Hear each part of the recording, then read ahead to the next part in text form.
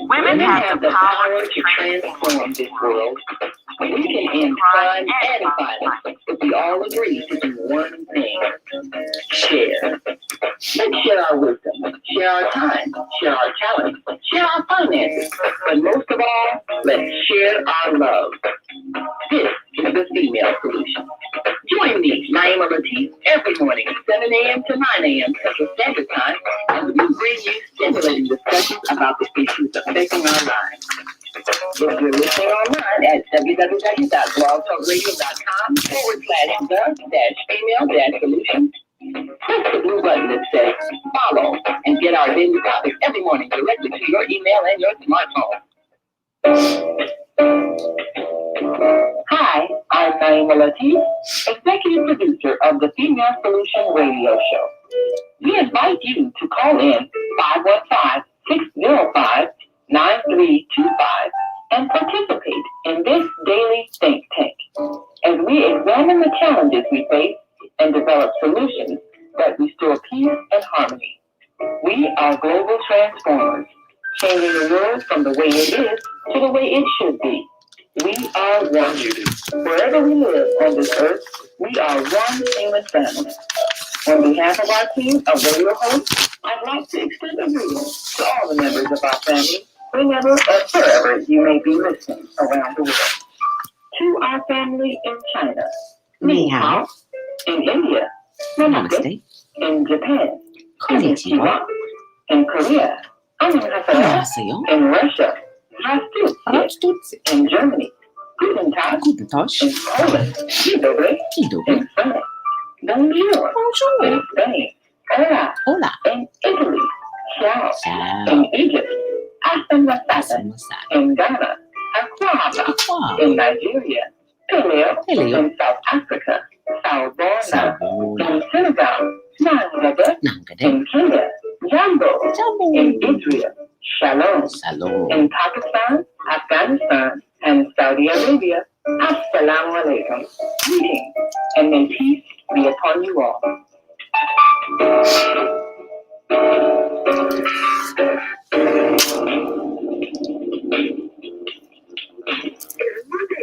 A struggle to get out of bed and to between things. Well, Larry, you are not alone. Join us for thought-provoking, stimulating, and mindful conversations on higher learning with ZeldaSpeaks for your Monday morning mindfulness session and Blog Talk Radio.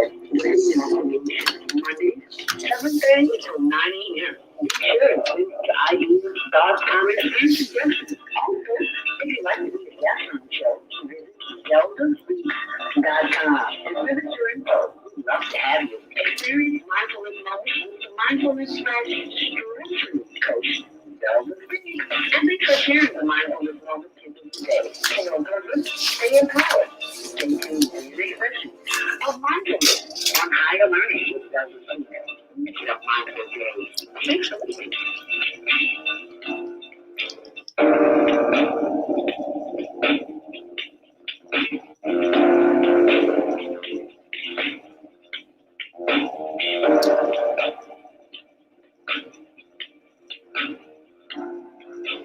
Grand Rising, and thank you. Thank you for joining me this morning. Thank us, Universal Spirit. Thank you so much for making me a part of your day and starting out with a fresh new perspective. Whatever is going on in your life, it happened for a reason, to make you grow. I am a living witness. So welcome to Monday Morning Mindfulness. I'm your host, ZeldaSpeaks. We are live on air from 7 until 9 a.m. Central Standard Time. Happy Earth Day, birthday, born day. If you are celebrating a birthday today, it is Monday, May 17th. And you know what that means. Tax returns are due. And that is exactly what we're not talking about today, but we are talking about the taxing situations and circumstances on your body. We'll be joined by Dr. CJ Mimee this morning. And we'll be talking about just that, on how our environment has a toxic effect on our bodies. So she'll be joining us at the 7:30 hour. But in the meantime, in between time, you can participate in the show. And this show is dedicated to the loving memory of my little big sister who made her transition, Hattie Frierson Johnson. And I am so glad that today is Monday because I am all cried out. Yesterday, I'm putting together the details of the funeral. I'm doing a video presentation. And so I'm looking for music for the presentation, right? And oh my God, I found a couple of songs that just knocked me off my feet because I was with her listening to these songs. And it just brought tears to my eyes. And I told our executive producer, Naima Latif, I said, please be on standby this morning in case I break down and just can't handle it. And she's like, girl, go ahead on and get your cry on. Cry as much as you need to. And she sent me this information, and I have just got to send it to you because it just made so much sense. So I've got to share it with you. Naima Latif says, crying is the healthiest way to release emotions. So don't try to stop crying. Okay, so if I break down, you pick up, okay? She says, cry until you have released all bottled up emotions. It's like pouring out a bottle of water. The water will flow until the body is empty, until the bottle is empty. And in this case, my mind, spirit, and energy is the bottle. So thank you for that, Naima. She has just such words of wisdom I can always count on to make my day better and make your day better too. Because when she makes my day better, hopefully I'm making your day better. So thank you so very much for that, Naima. And thank you for joining us this morning. I do not usually share with you what is going on in the world because you're going to get that from major market TV and radio. But I have to because we are a resource for the community. And the one resource that I must share with you today is that there is rental assistance available. And you can look that up on NBCChicago.com. All the details are there. If you're about to be evicted, you got a 30-day notice. There is something there available for you. If you're listening online, like to join the conversation this morning, 515-605-9325, press 1 to speak. I can see that the lines are already lit up. Thank you so very much. Just bear with me this morning. If you're following us on social media, when you see that sign in the background, YouTube, that's where we are on our YouTube channel, Higher Learning TV Show. On Facebook, we are HLN TV Show. And on Instagram, it's ZeldaSpeaks, the number 2 and the letter U. And we're on Pixely, the new social media site from the Women's Media Group, Pixeoly, Pixely.com. So be sure and stop by there and sign up, as well as please read my blog this morning, ZeldaSpeaks.wordpress.com. That's ZeldaSpeaks.wordpress.com.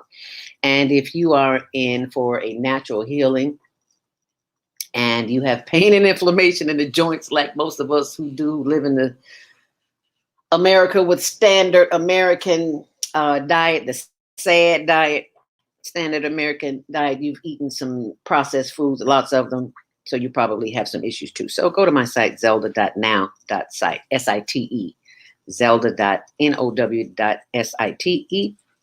And if you're concerned about the poison that's in your food, go to zeldarobinson.towergarden.com. And if you want to know how I reverse type 2 diabetes, go to diabeticdonut.com. There's a free ebook there for you. As we take a look at the traffic today, if you're headed out and about today, it's going to be 68 degrees. Yes, finally we're getting into some warm weather because it's been cold here in Chicago. Cloudy and mild, light jacket today. You might even need an umbrella, but that's okay as long as you don't need some boots. Traffic and weather is sponsored by Karen Kelly of itex.com for business owners or artists or entrepreneurs. If you would like to travel, travel is available now. We have a travel agent with us on the female solution. That would be Travel with Deborah. She's on every third Saturday. You can get updates from her, so be sure and check that out. And you'll also get a $100 sign-up bonus if you use the promo code ZELDA, Z-E-L-D-A, when you sign up at itex.com. As we take a look at Metro and CTA, there are no delays, but there will be a 3-year delay on the red and purple trains in Uptown and Edgewater. They are closing the Berwyn station. So you will have to use the Bryn Mawr or the Argyle station because this is a 3-year process and it's going to take a long time. And they are updating the 100-year-old stations. Why did it take 100 years? Okay, I'm not going to go there. Anyways, we'll take a look at Kennedy inbound. It's 33 minutes inbound, your usual Monday morning madness, I like to call it. 20 minutes outbound. It remains calm on the tollways, but it is slow at Cumberland Avenue. Inbound on the Edens is 25, Lake Cook to the Junction, 22 on the reverse. On the Eisenhower, that's a whole other story. That's 33 minutes inbound, 26 on the reverse. On the Stevenson, 21 in and 16 on the reverse. On the Dan Ryan, the earliest stall has been cleared inbound at Cermak Road, but it's still causing delays, 32 minutes inbound from 95th Street and 18 minutes on the reverse. On the Bishop Ford, it's 10 minutes in and 11 out, and Lakeshore Drive, Hollywood to Monroe, 9 minutes in both directions. And that's your traffic and weather, sponsored by Karen Kelly of itex.com. As we go to your word of the day, your inspirational conversation with ZeldaSpeaks, aka Shalom Israel. And today is May 17th, and it says here, this is a long one, but I know you'll enjoy it. It says, imagine sitting in a room filled with women who embody the spirit of strength and perseverance. Imagine sitting in a room where the energy is so high, you inhale wisdom, courage, and strength. Now place yourself in a room with Shelley Hughley, a domestic violence survivor who is now the executive director of Southwest Women Working Together, who for over the last 35, 40 years has implemented life-saving programs for women in need. Shelley and her team of professionals, including Pam Davies of Davies Public Relations, brought together a powerful circle of sisters at the Civic Opera House that honored 7 powerful women, including Michelle Obama, who she wasn't the first president then. First lady then. Mary Morton, Eve Ensler, Sonny Fishler, Camille O'Day, Carmen Prieto, and Congresswoman Jan Schakowsky. We were all delighted in a concert of sunshine sprinkled with the wisdom of songstress India Ari, who reminded us that we all have that we need. We all have it right now inside of us. Aretha Franklin's performance made us all so damn happy just to be alive. Iyanla Vanzant's presentation left me with 2 phrases to ponder. The words were, even though, and so that. Even though we may be in a situation where we didn't make good choices about whatever it was, we had to go through that experience so that we could make better choices next time. Even though we don't feel like we can do any better, we need to be thankful for the experience so that we can one day look back at this experience and remind self to live life fully, to have a vision for self, to be authentic, and to learn how to give a strong no instead of a weak yes. Statistics show that every 7 seconds, a woman experiences domestic violence, which is not always physical. Oftentimes, it's mental. So don't ever think you are alone. Don't ever think that you are never, ever alone. After all, you do embody the spirit of a woman. And don't ever let anyone take that from you. Remember the words of Iyanla Van Zandt. Even though, and so that, and so it is. Inspirational Conversations with Shalom with Israel, aka ZeldaSpeaks. And you heard that here on Monday Morning Mindfulness. And you know what that means? It is time to practice mindfulness because we're already mindful. So let us become still. What we will do is our Monday morning mindfulness breathing meditation. And why are you doing that, Zelda? Why do you take time to do that in the morning? Because you deserve it. That's why I do it. Because most of us take too much time for everyone else and not ourselves. So that's why I do it. Coming up in about 10 minutes here. It is 7:17. In about 10, 13 minutes, we will have our guest on for today, Dr. CJ Mimee. Toxic environment. How to handle the taxing situations on your body. And this is the way to do it. It all begins in the mind. I know I've been crying all weekend. I got my nerve telling you what to do, right? Well, thank you, Naima. I had to get it out. So this is a way to get it out. This is a way to release. So what we'll do is sit up straight in our chairs, feet flat on the floor, nothing in your hands, nothing in your back, nothing on your mind, but that of your breath. So what we're going to do is inhale to the count of 5 to yourself, breathing in through the nose and holding it for a hot second and then exhale. Are you ready? All righty, let us begin. Inhale deeply. Hold it. And exhale. Oh my God, that feels so good. See, when you inhale through the nose, makes all the difference in the world. You feel it immediately. So that's the only thing I want you to focus on this morning is your breath. And if your mind tends to wander, that's okay. That's what the mind does. You simply bring it back to the attention with your breath because you'll be focusing on your chest. As you inhale, your chest will inflate. And as you exhale, it will deflate. So that's what I want you to concentrate on when your mind begins to wander. So let us continue. Inhale deeply. Hold it. And exhale. Yes, that feels so good. The power of the breath. How blessed you are because somebody somewhere didn't make it today or can't breathe on their own. Help me, Lord. Inhale deeply. Hold it. And exhale. Yes, the body is calming down already as we speak. Once more. Inhale deeply. Hold it. And exhale. And this time, as your eyes are closed, you should not be looking at me, but the inside of your eyelids as you inhale deeply.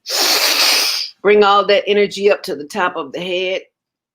Hold it. And as you exhale, feel that energy move down through the face, the forehead, the chin, and the neck as we inhale. And as you exhale, take your hands and massage the back of your shoulders. And just feel good with that. Inhale deeply. Massage those shoulders. And you can sometimes use your fingertips to just knead the shoulder area, the back of the neck where you hold all the tension. I know women have a tendency to hold all of our stress, all of our tension right there. And I feel it every time I touch it. So inhale deeply. And exhale. Once more. And this time after you inhale, not pinch, but squeeze the back of your neck where the vagus nerve is. Inhale deep. Massage the back of the neck as you are sending love and light and energy, good energy, through the power of your breath as you continue to breathe out, as you continue to breathe in, and as you continue to breathe out, squeezing the back of the neck, that vagus nerve, sending love, light, and energy down through your spine, throughout the rest of the body. As you inhale deeply, hold it, and exhale. Yes, that feels so good As you inhale deeply, sending more love and light and energy down through the throat, through the chest and the arms. Feel free to wiggle those arms and take a long stretch. Stretch that body. Don't be looking at me. Close your eyes and stretch as you inhale deeply. And sending more love and light and energy down through the solar plexus, your chest, your sides, your back, and your buttocks as you inhale deeply. Giving thanks for the power of the breath, sending more love and light and energy down through the hips and the thighs and the knees. Oh, yes, those glorious knees, baby. Rub those knees, rub those thighs if you need to. Sending them love and light and energy through the power of the breath. As we inhale deeply. Sending more love and light and energy down through the legs and the feet and the heel and the arch, the instep and the toes. Feel free to wiggle those toes as you inhale deeply. Bringing that energy back up from the feet to the legs, to the knees as you continue to breathe in. And breathe out, bringing that energy back up through the thighs and the hips and the buttocks and the back and the shoulders as we breathe in. And as we breathe out, breathing in through the nose and breathing out through the nose. The longer your inhale and your exhale, the better your body performs. So let us inhale deeply. Bringing that energy back up through the chest and the shoulders and the back of the head and the front of the head, back up to the top of the head. As we take a nice, good stretch, inhale deeply and exhale. One more long, deep inhale deeply. And this time as you exhale, bring your head down, forward, chin to chest. And slowly rotate that head to the left, slowly, slowly. Oh yes, feeling the stretch in the neck in little small increments. Bringing that stretch around to the right, rolling that neck on around to the front and holding the head up. Inhale deeply. Hold it. And as you exhale, bringing the head back down, chin to chest. And slowly rotating the head to the right, slowly, slowly. You might feel a little pop in the neck. That's okay. That's just air between the muscles and the tension, the fibers and ligaments in your body. Oh, yes. Feel that stretch in the neck as you bring it around. Chin to chest, head up. Inhale deeply. And as you exhale, turn your head to the left as far as you possibly can, feeling the stretch in the right side of the neck and bringing the head back forward. Inhale deeply. And as you exhale, turn your head to the right as far as you possibly can.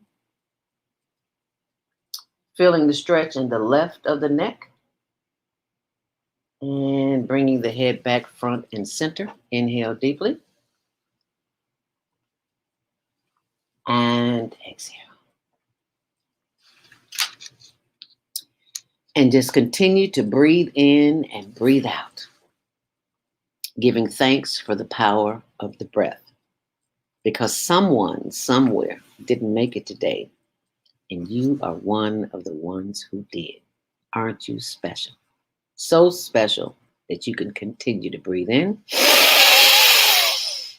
Hold it. And breathe out. Once more, breathe in. Hold it. And breathe out.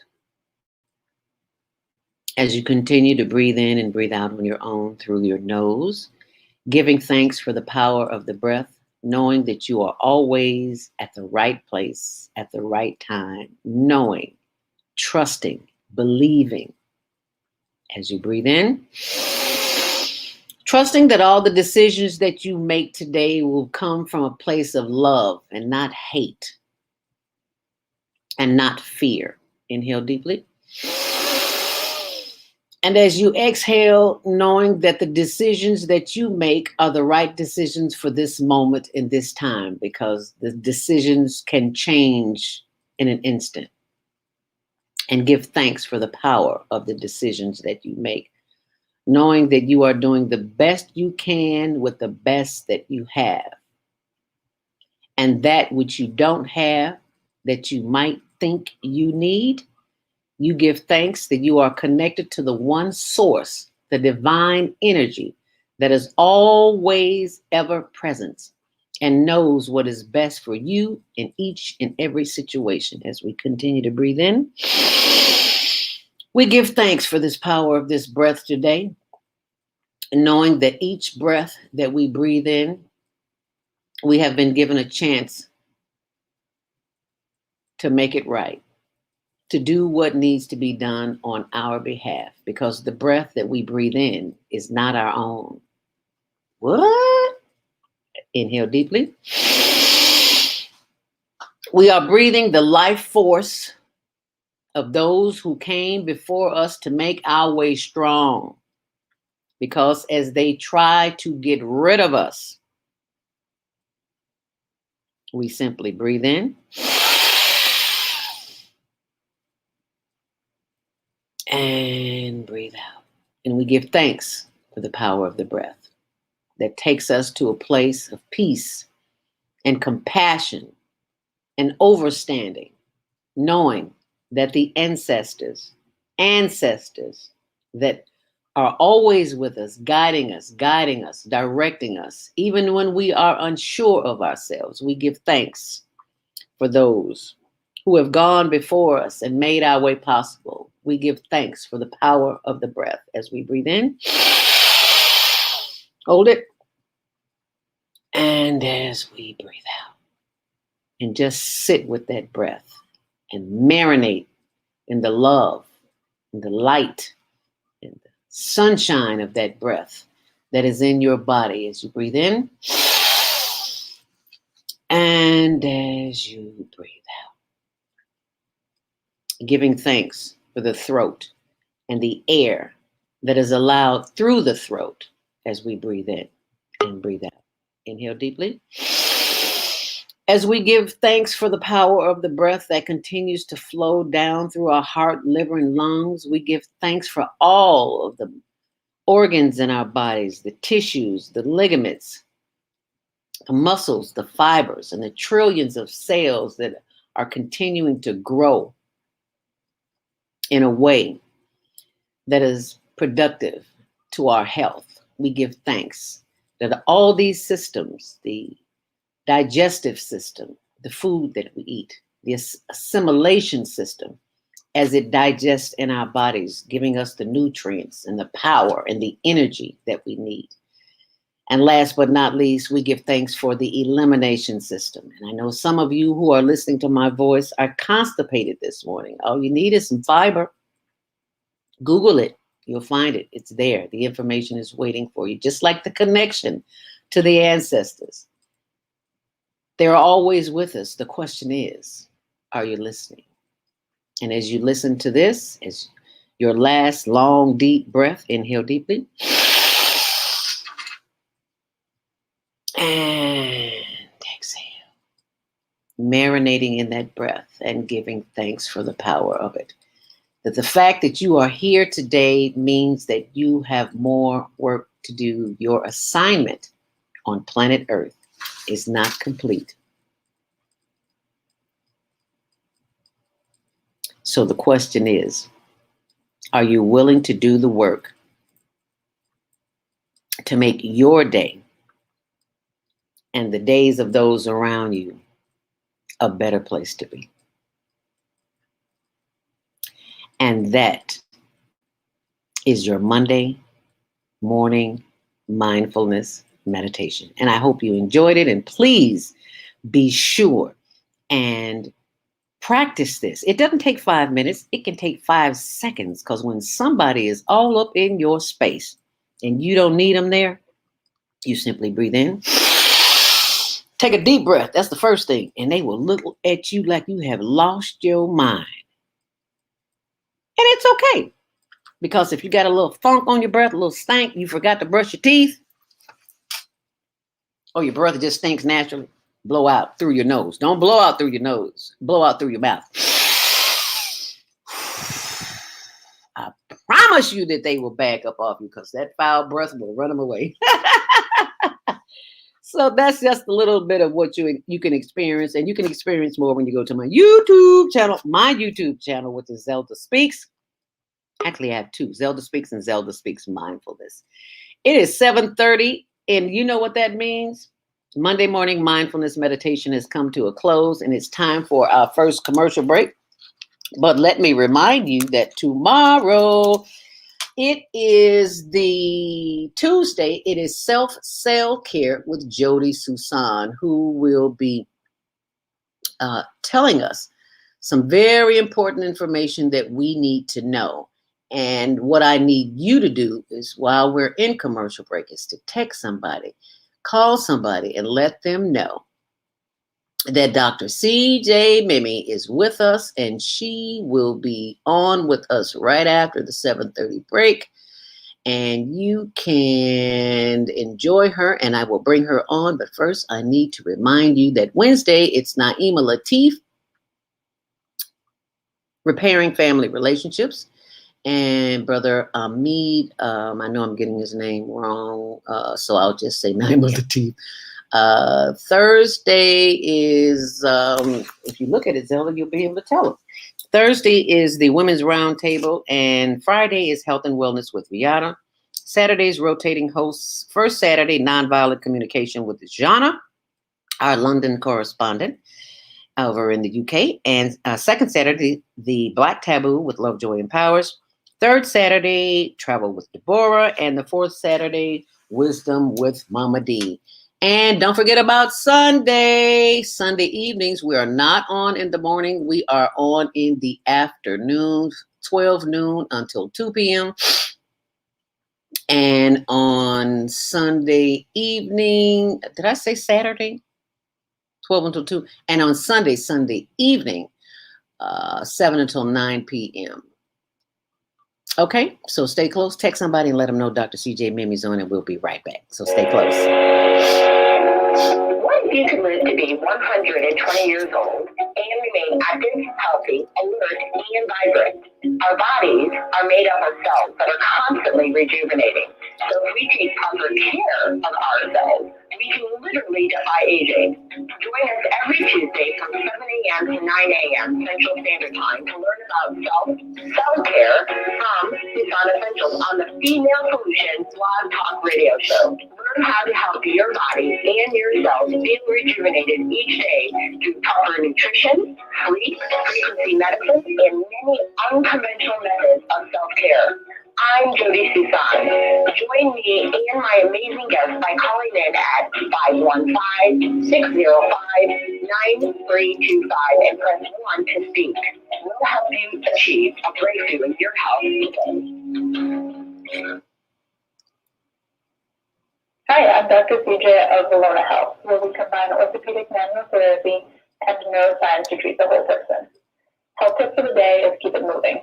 Doesn't matter how, just keep it moving, doing something you enjoy. Walking, dancing, rolling on the floor with your dogs or kids, really anything. The body craves movement to keep the bones, joints, and the muscles happy. Even our mental health and internal organs and digestive system rely on our movement. Thanks for being a part of the Higher Learning Network and the Female Solution. What happens when a group of people are kidnapped from their homes, smuggled away in chains, and held captive in a foreign land where they are tortured, raped, and forced to perform hard labor by the lash of a whip and under the constant threat of death? Slavery, the African-American psychic trauma. What happened to the doctors, writers, scientists, builders, educators, and spiritual leaders from Africa's golden age? Who did they really capture and sell into slavery? Are all African Americans suffering from psychic trauma because of a conspiracy to hide their true identity? Do you have psychic trauma? Take the test on page 22 of the book and see. Order it online today at www.naimalatif.com. That's www.naimahlatif.com and get your personally autographed copy of the book, Slavery, the African American Psychic Trauma. Do you want to live in a world without war? Join our global peace movement. Helping culture, world peace, and restoration of life transcend culture, religion, ideology, and other boundaries to achieve peaceful harmony in the global society. HWPL is committed to bringing world peace and cessation of war through peaceful dialogue between religious groups. I'm Director Kim of HWPL Chicago branch of North America. Join us for our next gathering. Call 773-580-1501 and be a part of the movement for world peace. Email us at chicagohwpl@gmail.com.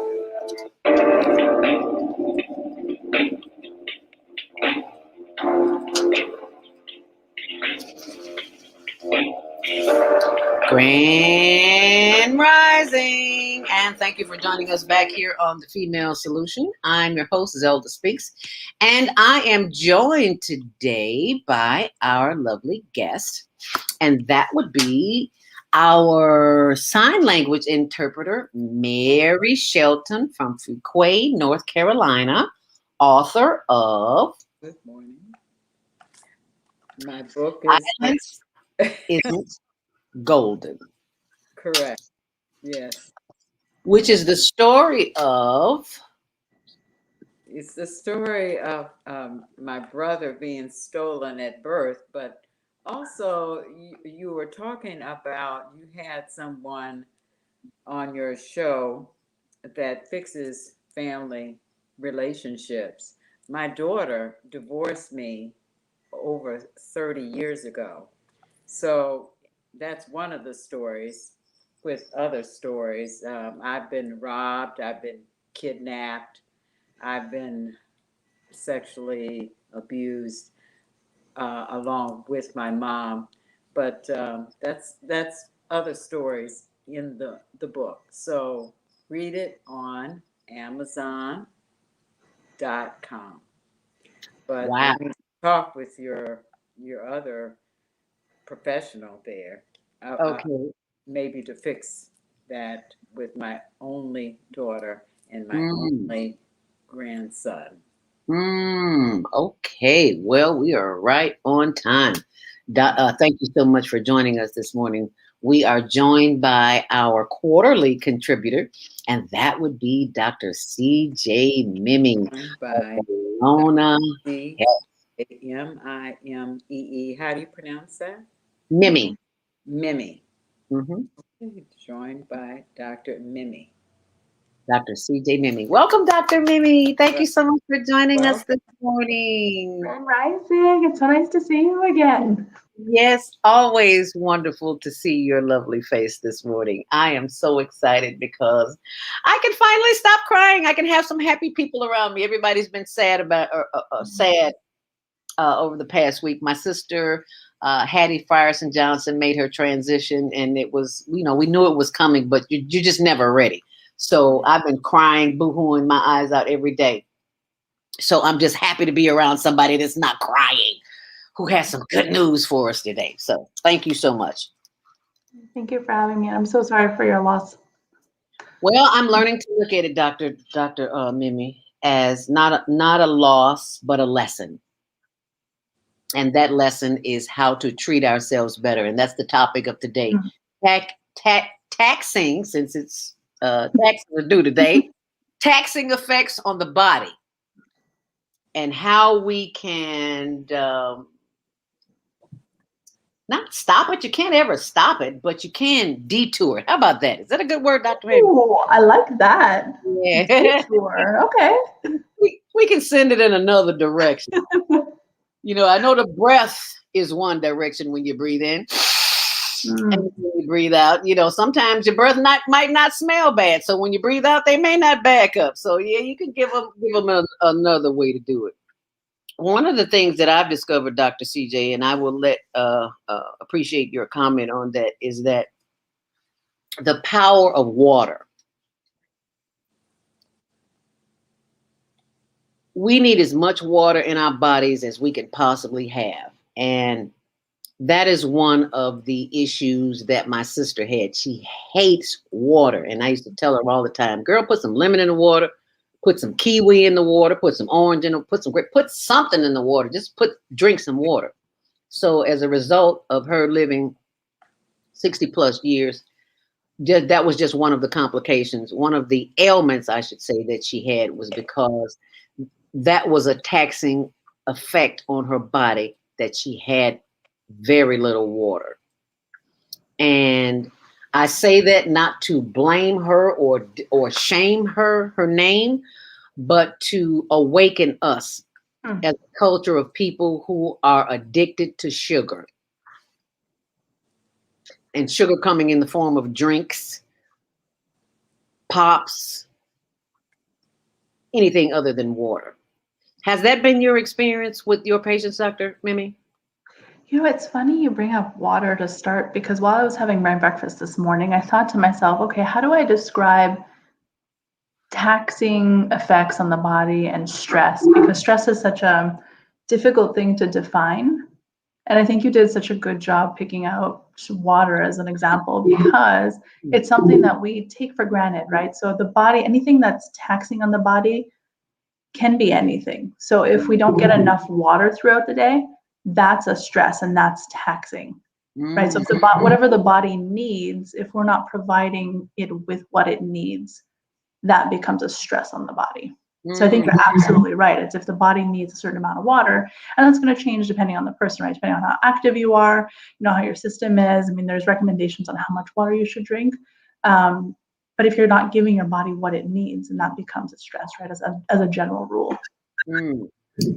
I'm so glad you said that. Our sister of the microphone, Jody Susan, is with us this morning. She says, good morning, my soul sister. Yes, good morning. And she says, yes, we need to treat ourselves better.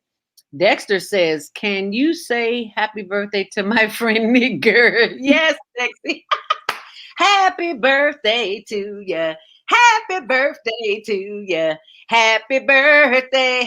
I know I can't sing, but my heart is in it. Happy birthday to yes, friend Nigger. Happy birthday. Happy birthday, born day. Jody also says we have to neutralize the negative and toxic things in our lives. Yeah, because, I mean, it is just coming at us every day, all day, Dr. Mimee. You know what? I never looked at water as a stressor. Right. So if we don't get enough of it, and actually, when you bring up water, it reminds me, I had a patient in Boston a very long time ago, and I was working with them for months. And at one point, I didn't used to ask people at the very beginning when I was out of school about water intake. And while I was working with them for months, after working on their back, one day it hit me. I was like, this is gonna be a really crazy question, but can I ask you, how much water do you drink? Because I'm working on their back, and usually, when you manually work on someone's back over a period of time, they loosen up. But this one kept coming in, stiffening up. So I asked them, I said, how much water do you drink? This is a crazy question. But anyway, they ended up saying that not even a drop. So not even a drop of water. So whatever they were getting through their food, and I think they used to drink like 1 coffee a day, which doesn't count for water, right? Anyway, so I asked them, I'm like, can we do an experiment? Can you drink, as much water as you feel you can over the next couple of weeks and see what happens? Would you believe that their back actually started loosening up? When they came in the next time, had you blindfolded me and put a bunch of people in a row and said, find this patient, I would not have been able to find them. I would not have known who was who.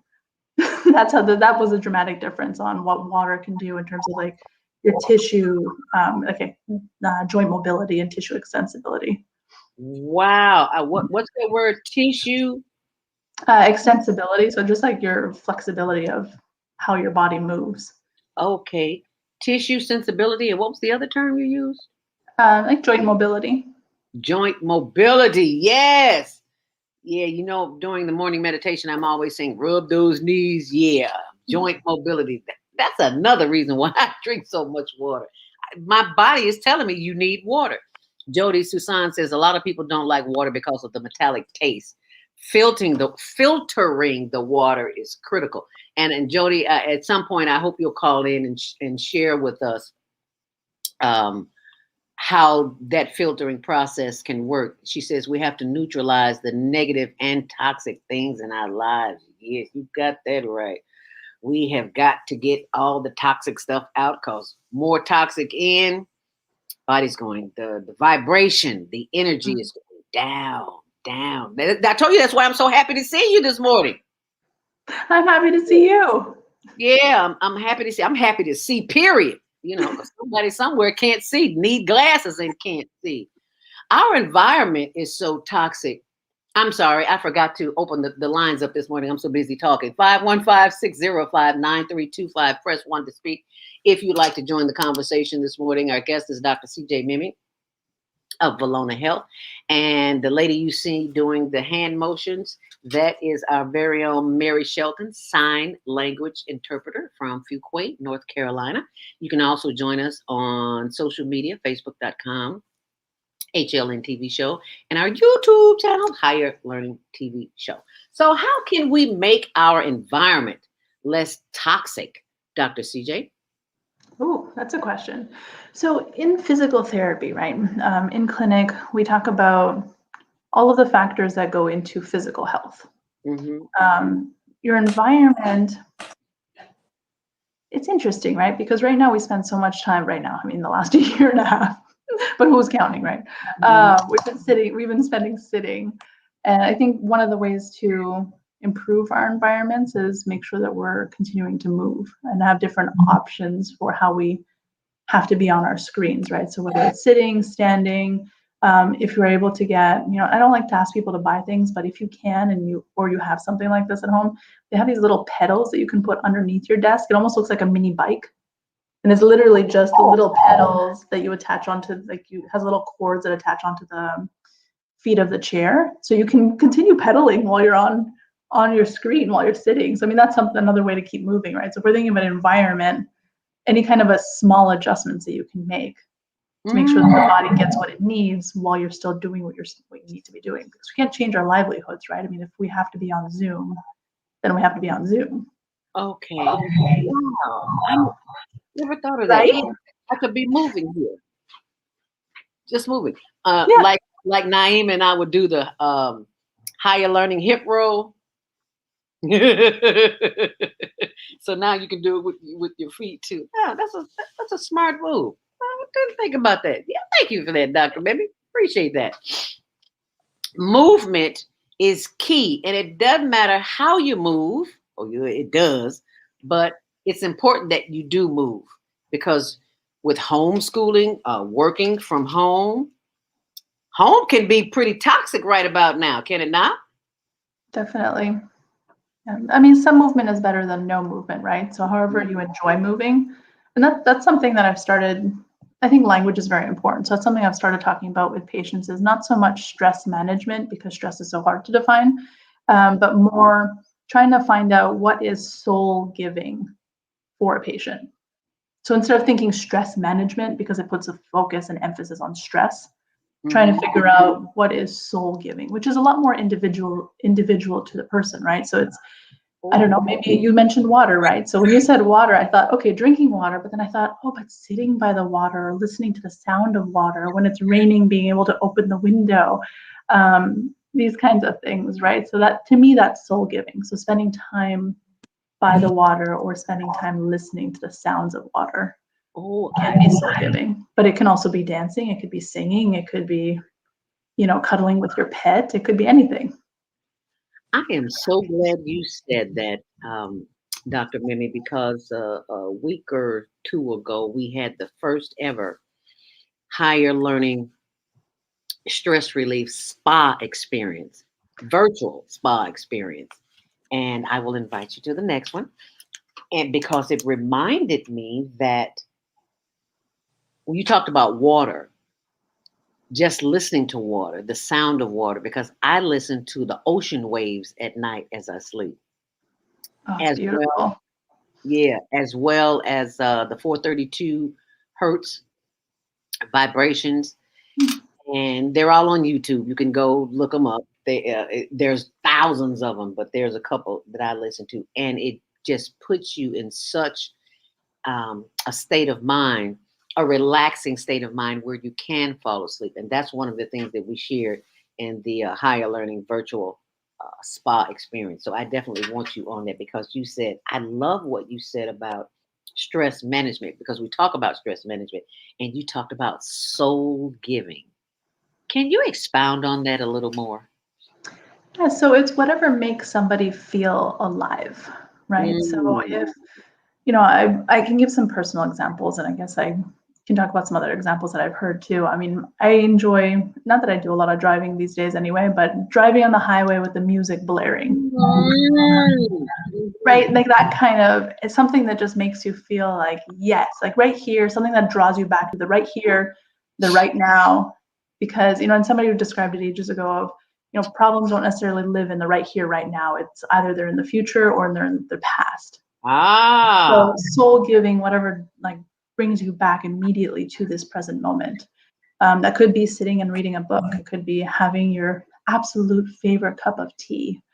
Trying to think of other examples. I mean, I'm a crazy plant lady, so I like to spend a lot of time with my plants. So I my like home garden or my home jungle, and I'm building a jungle at clinic as well. So in between patients, I'll walk around, I'll check my on my plants and say like, hey, how are you? What's going on? And clean them up and water them and rotate them and things like this, right? So to me, that is soul giving. It's whatever makes you feel like, yes. You know what? I'm so glad you said that, Dr. Mimee, because that was part of the experience that I had when I went to Florida some time ago. Because I've always wanted to go to Jamaica, and then the pandemic, and it's like, oh God, I'm never going to get to Jamaica. And if I get there, will I be able to get back because of restrictions from coming back into the country? Mm. So I said, you know what? I can't make it to Jamaica, but I can bring Jamaica to me. So my husband thought I'd lost my mind. Maybe I did. Because I went there. I went and bought every plant I could find. And it literally looks, right now, it looks like a jungle. And you can't see it. Can I move this around where you can see it a little bit? Please, can I see? I see the bromeliad behind you and then the beautiful tree on the other side. Well, there's one way over there that takes up half the room, but I don't need everybody to see how junky my house is this early. You're fine. There is, where is it at? There's the, what do you call it? This is, you can't, there it is. Can you see it? What do you call that plant? No, that's not it. But there's one. Beautiful. There's the dragon something in there. And I can't, this one. Where is this plant at? That's my It favorite. looks so happy. Our, what do you call that plant? The monstera or something or another. Here it is. The baby one. There's one that is literally, it takes, at first I had it in the corner. I'm like, this is too pretty to be hiding in a corner. I'm sorry. So amazing. That's on the wish list, Monstera. Oh, let me tell you, I found it. That is a $300 plant. Ooh. I drove an hour away to find it for $45. Stop it. Nice job. Yes. My husband, I went to Highland Park, Illinois. That's an hour from here. It's worth it. I was like, where are we going? I said, we're just going for a ride.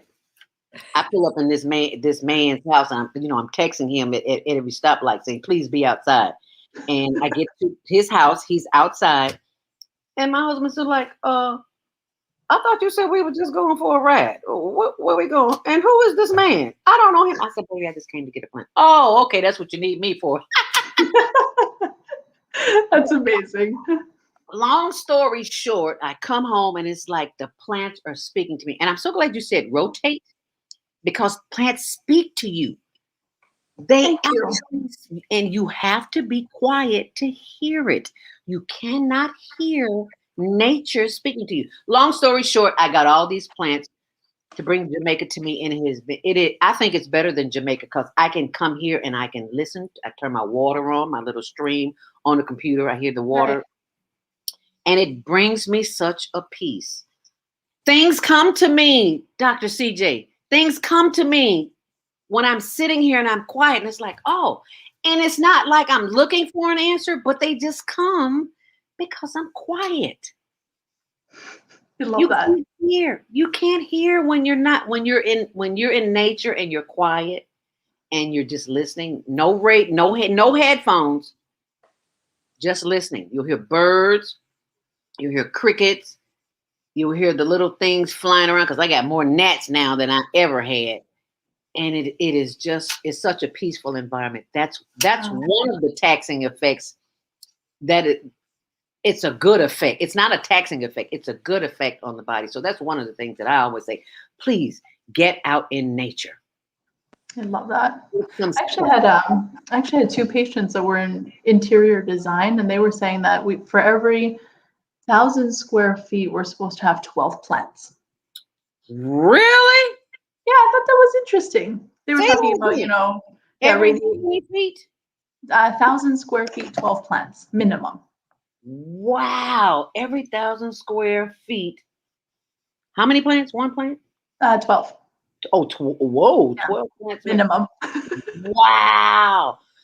Who said this? It was two people I know that are in interior design. Wow. I'm an exterior designer and I didn't even know. I know. I used it as an excuse. I was like, thank you for justifying my jungle. Oh, okay. Not that we need justification, because they call us cat ladies or crazy lady or plant ladies, one of the three. And I don't care. Call me anything, as long as you call me for dinner. And there's some vegetables on the plate.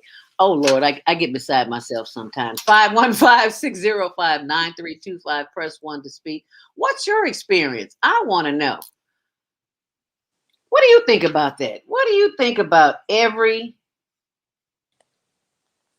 1,000 square feet, 12 plants minimum? Okay. I think I've overdone it, but that's okay. We're doing just fine. Vieta, our sister of the microphone for Friday mornings on health and well-being, says, Grand Rising, yes, love those nature and 432 hertz videos. They are healing, calming, and balancing. Yes.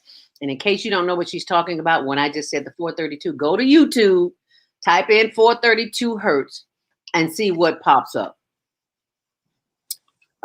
Jody Susan says a lot of people don't like water because of the metallic taste. Actually, I already said that already. I forgot to show this when it says, oh, this is a big one here.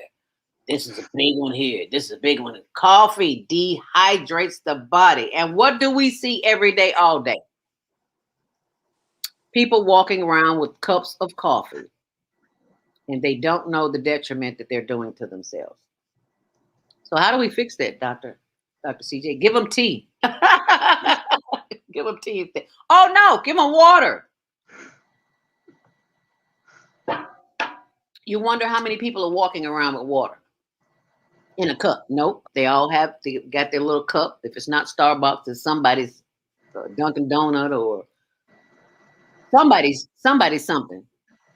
And not much of it is water. Okay, we have another comment here. Grand Rising, beautiful queen teacher. Oh, bless your heart. You're looking fabulous. Thank you. I feel so much better. I've got my team with me this morning. I'm not boohooing all over the place. And I know what you said about boohooing. It's a good thing. I think I've released it all. Dr. Mimee helped me with that too.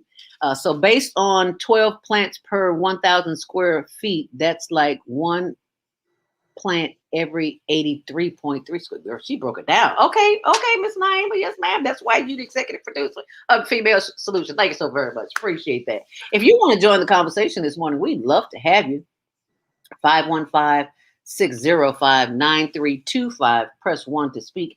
And I want you to think about, Dr. CJ, a plan that each of us as individuals could come up with to help us in the process of detoxing our environment so that we don't have these taxing effects on our bodies. And I think one of those is plants and water. Even more important, I should say water is number 1 and plants is number 2. And if you don't have any plants and you don't want to buy any plants, or you're just not a plant person like I wasn't, go and get you a bag of dirt and put your feet in it and just sit in it and do some breathing. How's that sound? Dirt. So that's my plan. So the first one is water. Number two is plants. And if you don't like plants or don't have any, can't get any just yet, immediately you can go to any store and buy you a bag of dirt. Let's go to the phone line 773-977. You are live on the Female Solution. Grand Rising. What's your name? Where are you calling from? And what's your comment? Taxing effects on the body with Dr. CJ Mimee. Hi there. Good morning to all this morning. This is Lois here in Chicago in the South Shore area. Hi, Lois. Thanks for calling. It's just such a blessing to be alive and to be on the show today is a triple blessing. Thank you so much. Thank you so much. Yes, ma'am. So I was just doing an exercise which I want to commend you on the breathing exercise. I felt it was a way of really showing God the appreciation of being alive. In the time I was taking a look at that. And the neck, the touch of the neck, I certainly, if anyone else felt it or did the exercise, the neck release and the shoulder release was really something right there on the shoulder blade. And I felt that, it was just a way of saying both the silence and the breathing. And we're all seeing things, so because of this show today, for the breath that we're breathing right now. Oh. And it's such a wonderful thing to know that, we all have a loss in our family. Mm-hmm. We all have lost a mother, father, sister, but somebody. And we must realize, we must understand, would you rather be where that person is, or would you rather be where you are now? I think I'd rather be here. So we can move. Right. You are absolutely right on target. You are absolutely right on target. I want to thank you for that, Lois. Even though I am not afraid of death or what we refer to as a transition, because I think I've lived a good life. I've done what I can to help people. And if I left here today, I think I'd be okay with it. I really do.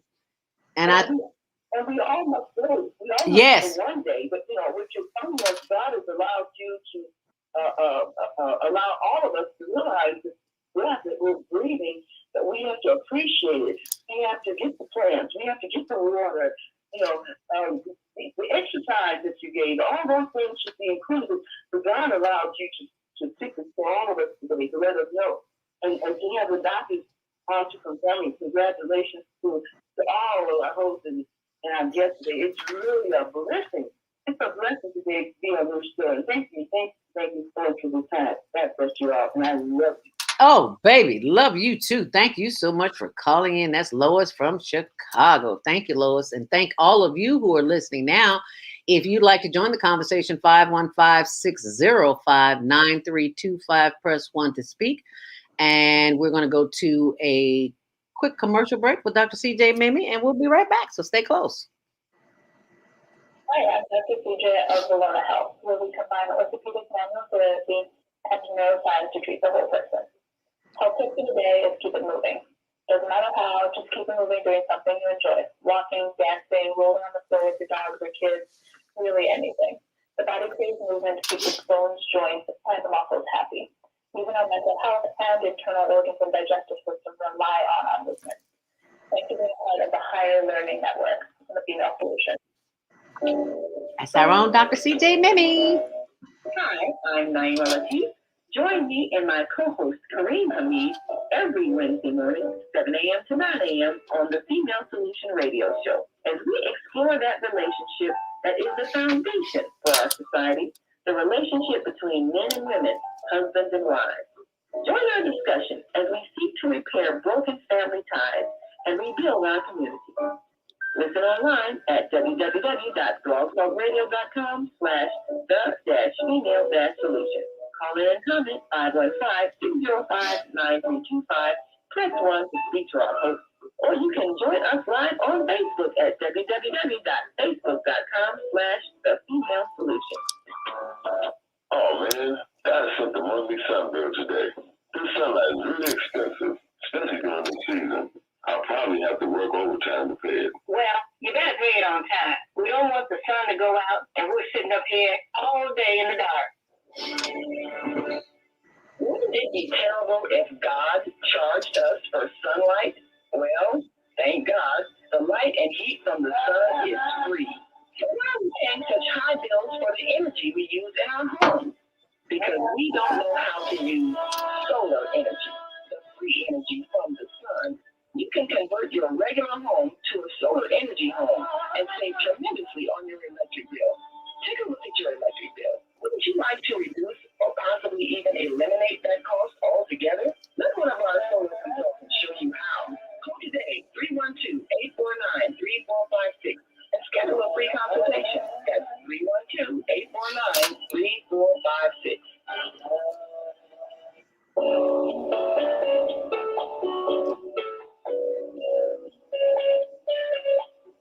Minister Cynthia Marie Williams, spiritual counselor and advisor. I invite you to a private meeting in the areas of business, health, finances, relationships. My introductory cost of $20. Please call because there is a higher power that can help me help you. 312-802-4743. Peace and blessings to you all. Call me, 312-802-4743.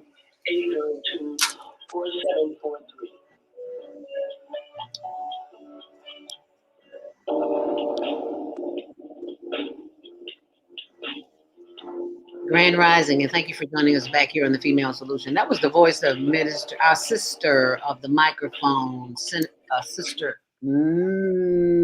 Minister Cynthia Marie Williams, who is in a nursing home. She's a double amputee. She had her own apartment, but because of her issue of immobility, she was it Pace or somebody who couldn't pick her up. Don't quote me on this. Someone couldn't pick her up. So when she needed to be at dialysis I think it's at 7:00 in the morning, she had to be on time for dialysis, and they could never get her there on time. So she's in a nursing home, which they won't let her out of.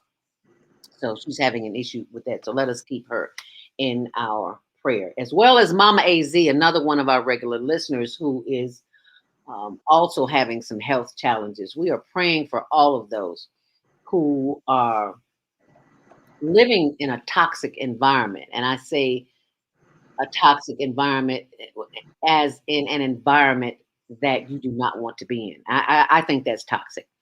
And it is having a taxing effect on their bodies. And one of those, today, the taxing effects on our bodies are causing us to have issues. As I said earlier, this show is dedicated to the memory of my loving sister, Hattie Frierson Johnson, who made her transition, who worked 40 plus years at Veterans Hospital, at the VA hospital. And we were all over the weekend. We were crying. Her sister, other sister, Michelle, Karen, Julie, all the cousins, and if there's one thing that gives me peace, is that she lived a life of a rich woman. Excuse me. And she was not a rich woman as far as wealth is concerned, but as far as love is concerned, she was rich in spirit. She still is rich in spirit. She's just not in the physical form. That is my understanding, my overstanding. And the fact that she's no longer here, but she left a legacy because she's still teaching us right here, right now, because as Dr. C.J. Mimee said, our internal organs depend on movement, just like our internal tissues and fibers and ligaments and joints. All of that depends on movement, and they can't move if they don't have water. That example you gave of your patient, Dr. Mimee, of their back being more adjustable after they drank water, that's powerful.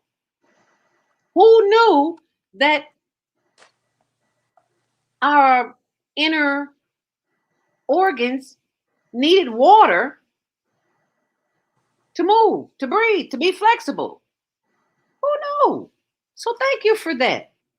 And I was listening to your commercial, the commercial, your promo. Internal organs depend on movement. So we think it's really about we got to get up and go exercise. It's a little bit deeper than that, isn't it, Dr. CJ?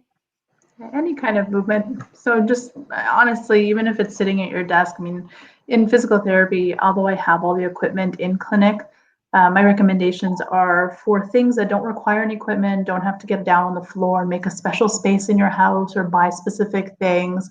It's using mostly things you already have around the house or using nothing at all. So with the back mobility things that we had gone over in other shows, it's really sitting or standing, going through some side bending, going through some seated cat-cow, doing some rotation, which everybody always forgets rotation, which I think is fascinating. It makes me concerned that people are not checking their blind spots.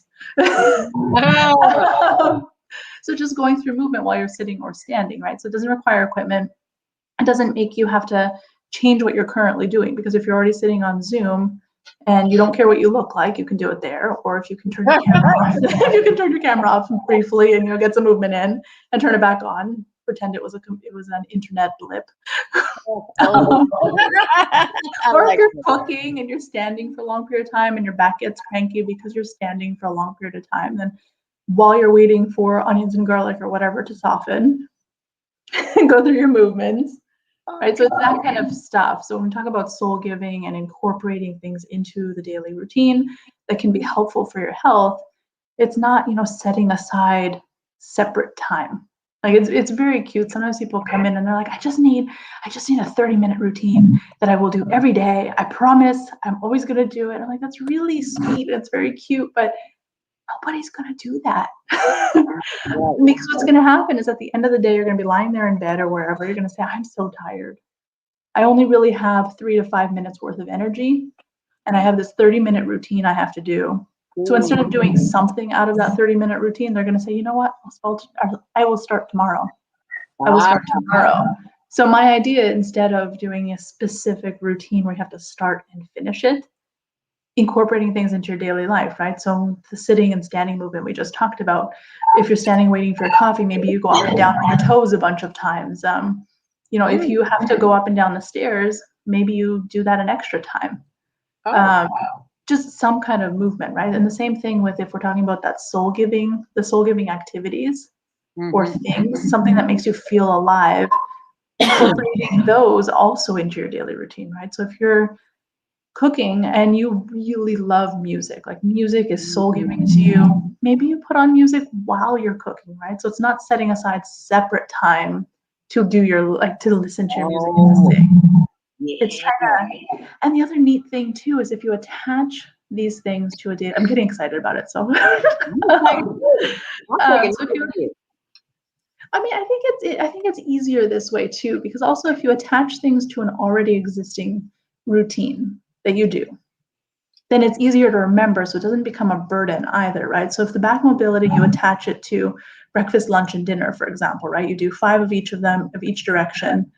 Probably helps digestion because you're moving. But then it also becomes a habit where you're like, oh, I'm about to have my breakfast. Let me do my back mobility. Oh, you know what I mean? Yeah. How cool is that? Okay. So incorporate something that you got to do it anyway. I love what you said about cooking, because I noticed people who cook good food, like my cousin Hattie, my sister Hattie, she's really my cousin, but we grew up together. So I always say my sister. She would cook. I think she had 5 children, but she would cook for like 500 people. Oh, sweet. She would be in the kitchen.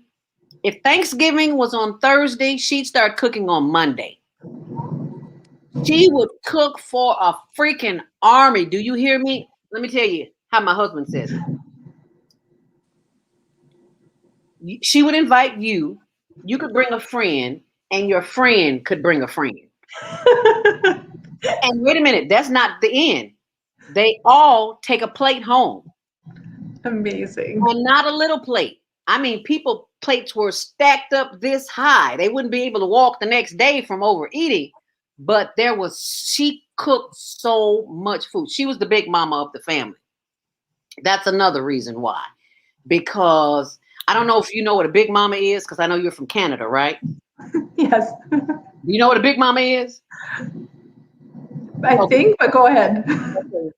If you haven't seen the movie, any of Martin Lawrence's movies or Tyler Perry's movies, there's always a Big Mama. Big Mama is usually a big mama who loves to cook. Hattie wasn't, she was a big mama in the sense, but she was a small lady. She was a small frame. And oh, by the way, go to my blog, ZeldaSpeaks.wordpress.com. I'm going to type that in there too, because you'll see the information on her. Oh, and I forgot, I completely forgot. Her memorial is this Friday, Sunday, 1:30 to 6 p.m. She just knew that many people. She worked at 40 years at the VA hospital. People are calling. It's like, we got to find a place big enough. So it's a banquet hall. I don't have the exact address. I just know it's in, I'll put it on my blog, ZeldaSpeaks.wordpress.com. All the information will be there. But I digress. She cooked with such love and such passion, you could feel it. You could literally feel it in the food. What was that movie called, Dr. Mimee? Like Water, like something? There's a movie called Like Water. I can't remember the name of it. I'm so sorry. Popular culture. I don't know. It's an old movie. It's like 10 years Like water, like chocolate or something. Yeah. That's it. Oh, hey, not bad. Yeah, and it showed the lady who was cooking and how she put love in her food, and when she was sad and depressed, and she cooked, and it was a whole different kind of food. Nobody enjoyed the food. So yeah, when you see Like Water, like chocolate, you'll know what I'm talking about. That was Hattie. That was Hattie. And Hattie, we love you, we miss you, but we thank you for the lessons that you left us with, because Dr. CJ, I never would have thought to make that part of your daily routine. So when I'm sitting here doing the higher learning hip roll, and it's okay. So I want to thank you, and I want to thank our viewing and listening audience. This is your time to chime in, 515-605-9325. Don't wait till the last minute and say, I want to speak, because we'll be going off the air. Okay. So if you're listening to us, you want to call in, please do so. And if you want to join us on Facebook, facebook.com, HLN TV show, and on our YouTube channel, Higher Learning TV Show. I have typed up a list of the tips that you have been giving us, and I will share those on my blog as well, on ZeldaSpeaks.wordpress.com. I want to go back to the stress relief experience, not just the virtual stress relief experience, but the daily stress relief experience, because we have got to learn, as you say, Dr. CJ, how to incorporate something into our everyday movement. I never would have thought about that, okay, so it's dinner time now. It's time for me to do my back flexors, or just drink a cup of water. You know, one of the things I learned, Dr. CJ, is to set my alarm to go off every hour. Every hour on the hour, take a cup of water. That was something interesting. The body is incredibly smart, and it'll learn to compensate for something that you're either not giving it, or movements, if muscles are not doing what they're supposed to be doing, body will come up with a different strategy. Since you mentioned about setting alarms, I don't remember when it was, a couple of years ago, somebody had said, when we wake up in the morning, you're super dehydrated, so you have to drink a tall glass of water every morning. And I will say, for the first month of doing it, it was like a huge chore. My body was like, nope, don't want this. And I went, well, I don't know, we're supposed to be doing this. Would you believe that after that month, and now especially, if I get up in the morning, my body's like, where's my water? Yeah, it demands it. I'm like, okay, all right, hold up. Like, we're on our way to the kitchen. Powerful. Yeah. So it develops the routines. Yeah.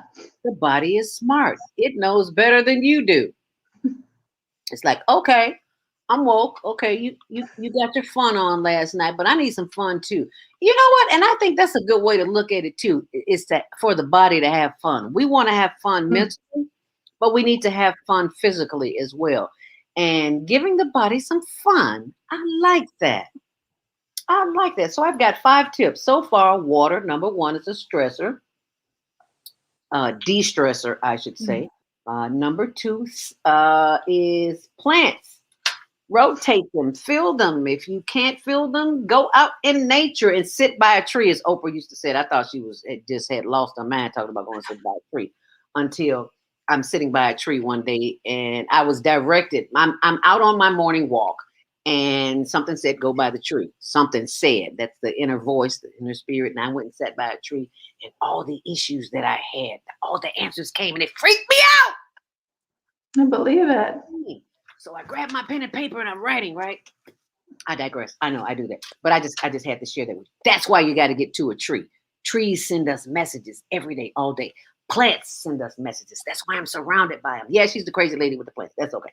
Okay. Number 3, dirt. Put your feet in dirt. If you can't get your feet in some dirt, if you can't walk in the grass, buy a bucket of dirt and sit at home. When you're sitting there watching TV or writing or reading or journaling, put your feet in some dirt and do some breathing exercises. Number 4, soul giving. I like that, Dr. CJ. That's what Hattie did. She gave her soul. That's why the food tastes so good. And she's cooking it for 4 days to feed 500 people when there's only 4 or 5 people in the family. A daily routine. Make it easy to remember. I can remember that. Smart body. I think we should name this session Smart Body. How about that? I love it. I mean, the body is incredibly smart, and it's trying to communicate with us all the time. So sometimes I joke with patients that, I feel more like an interpreter of what the body messages, right? So patients come in, they say, oh, I've got these aches and pains. And I don't use the word pain in clinic when we're talking about physical therapy things and we're talking about physical pain. It's more, okay, so does the body get cranky when you sit for a long period of time? Okay, it's frustrated when you go up or downstairs. So it's more like emotional words because the body is trying to communicate and express itself. And pain is so vague that for me, it's more important to know, okay, is it cranky? Is it angry? Is it really yelling at you today? Or is it kind of like whispering? Like, is it asking for help or is it demanding something? Oh, okay. Wow. That's a different way of looking at it. And I love the fact that you don't say aches and pains, but body messages. It's trying to talk to us. It's trying to ask us for stuff. Yeah. So after all this crying that I'm doing, that I did, because you see, I haven't broke down, and it's what time? It's 8:22, and I haven't cried because I thought I was going to just break down at 7 o'clock. And then Naima sent me that message. So what do you think about the message that I was getting? My body was sending me a message because I was crying so much. My head was hurting. What message was that, Dr. CJ? I mean, grief is a whole other topic. I mean, I think it's better to let it out than to keep it bottled up. And the whole point of talking about taxing things this morning was kind of a joke with the title because of the tax deadline for today. But really, the taxing things on the body, the intention of doing, finding what's soul giving to you as an individual, right? To all the listeners. If you keep things inside or you don't address what is taxing on the body, all of those stressors will sit in the body and become stiffness. So while I feel for you and hurt for you that you had to go through all of this, I'm happy to hear that you were able to let it out as opposed to hold it in, because when holding it in, that's when the body starts to eventually, and it can do it for a while, right? If there's one taxing thing on the body or one stressor, it can do it for a while until it gets to that point where the body says, hey, I need help. I think the more we can do this house cleaning, that's what it is, right? Okay. Cleaning. I like that. So we're in the midst of spring cleaning right now. Right. So we've got to spring clean our mind. I love that because we don't usually we don't think about it like, well, I didn't. I don't mean to speak for everybody else, but I certainly didn't. Lisa Cunningham says, good morning, Higher Learning Network. Grand Rising. Thank you so much for joining us this morning, Lisa. We appreciate you.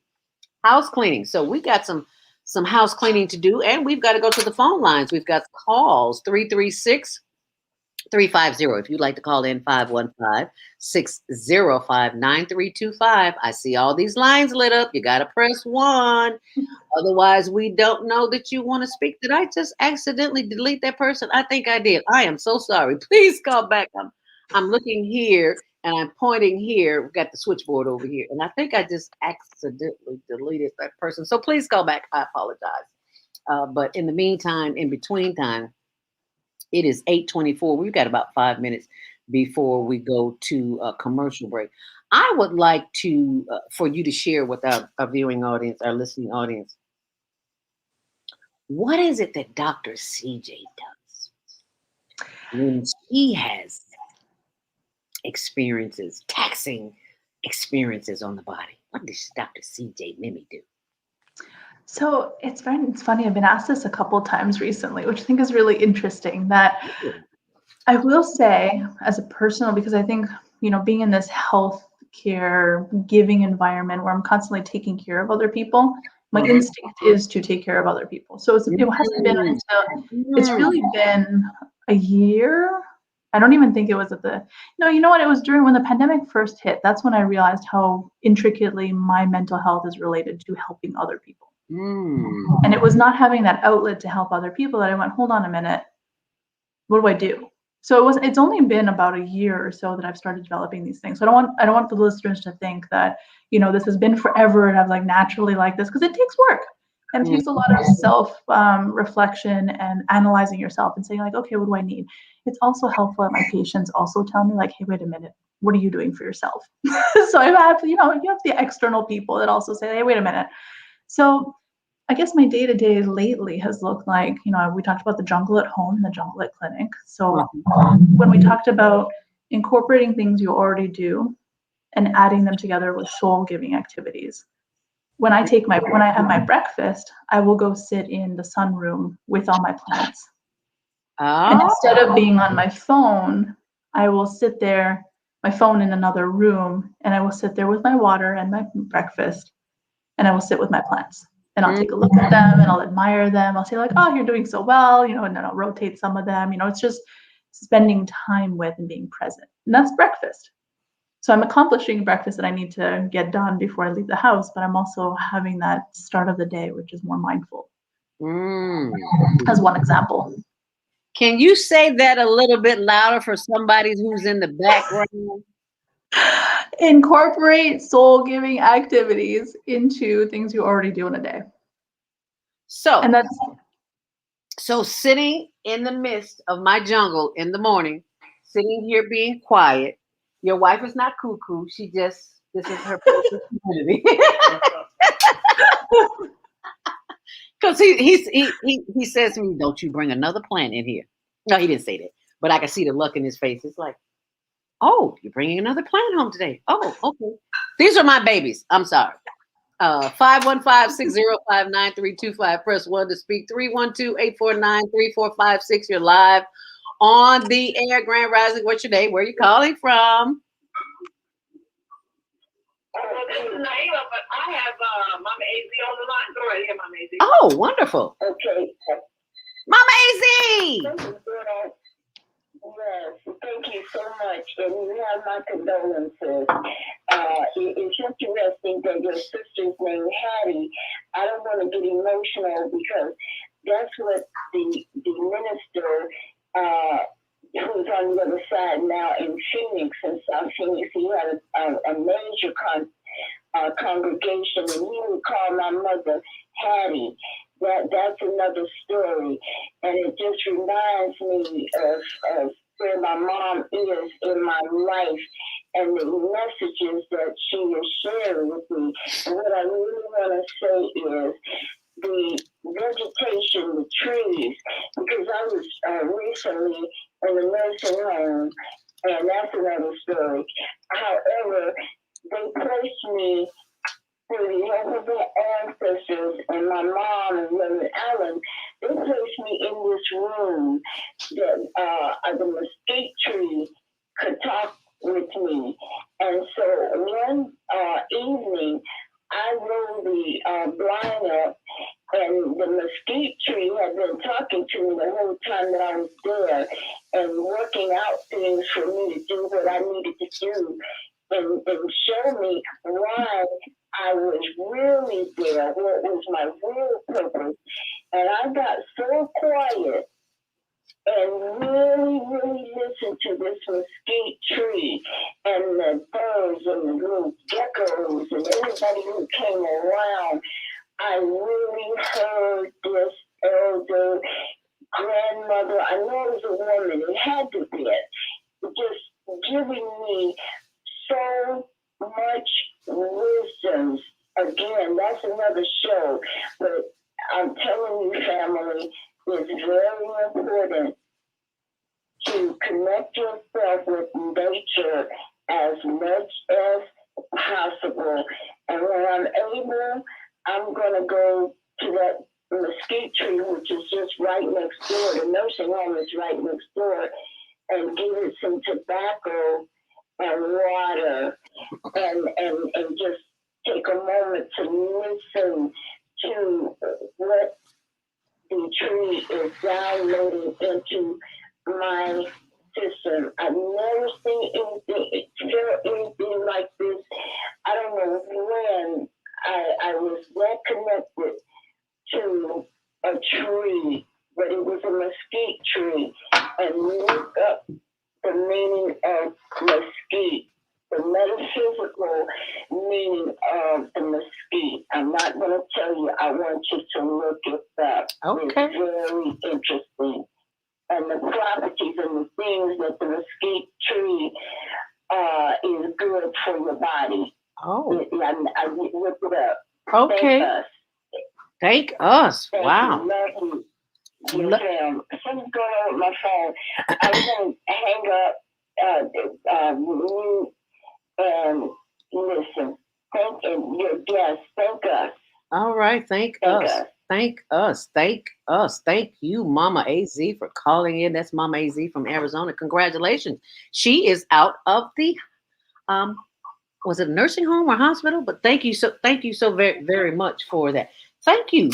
Oh, I had to get out. They put me out. That's another story. Okay. I'm not going to talk about it. We'll talk about that later.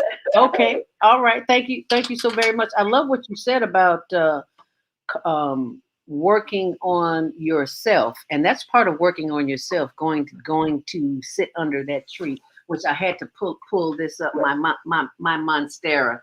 This is another. This is the baby one. I just love them. They bring me joy when I'm not feeling joyful. Get a little older, you'll understand that. You may not understand it right now, but as grandma used to say, baby, just keep living. I promise you. We'll be right back. So stay close. You are tuned in to the Soulful Chicago Book Fair 2020 Vision Fundraising Campaign. That's right. You can support the vision of reviving Black literary excellence in the city by simply taking your $20 or more and donating it on our website. Visit www.soulfulchicagobookfair.com and click the Donate tab on our homepage. Or give us a call at 646-359-6605, and we welcome you, helping us breathe literary life into the South Side of Chicago. As we do our higher learning hip roll and commercial break. We have an opportunity to transform the whole global society in the next 50 years. 50 years from now, the earth will be populated by a new generation of adults, many of whom are yet unborn. Our mission is to nurture them in childhood with love, guidance, and protection, and to raise them in healthy, happy families. If we impart values of compassion, generosity, and respect for fellow human beings in the next generation of children, they will create a world where people can live together in peace. This is our goal. Be a part of the transformation. Get your copy of the book, The Female Solution. Go to www.naimalatif.com. That's www.naimalatif.com.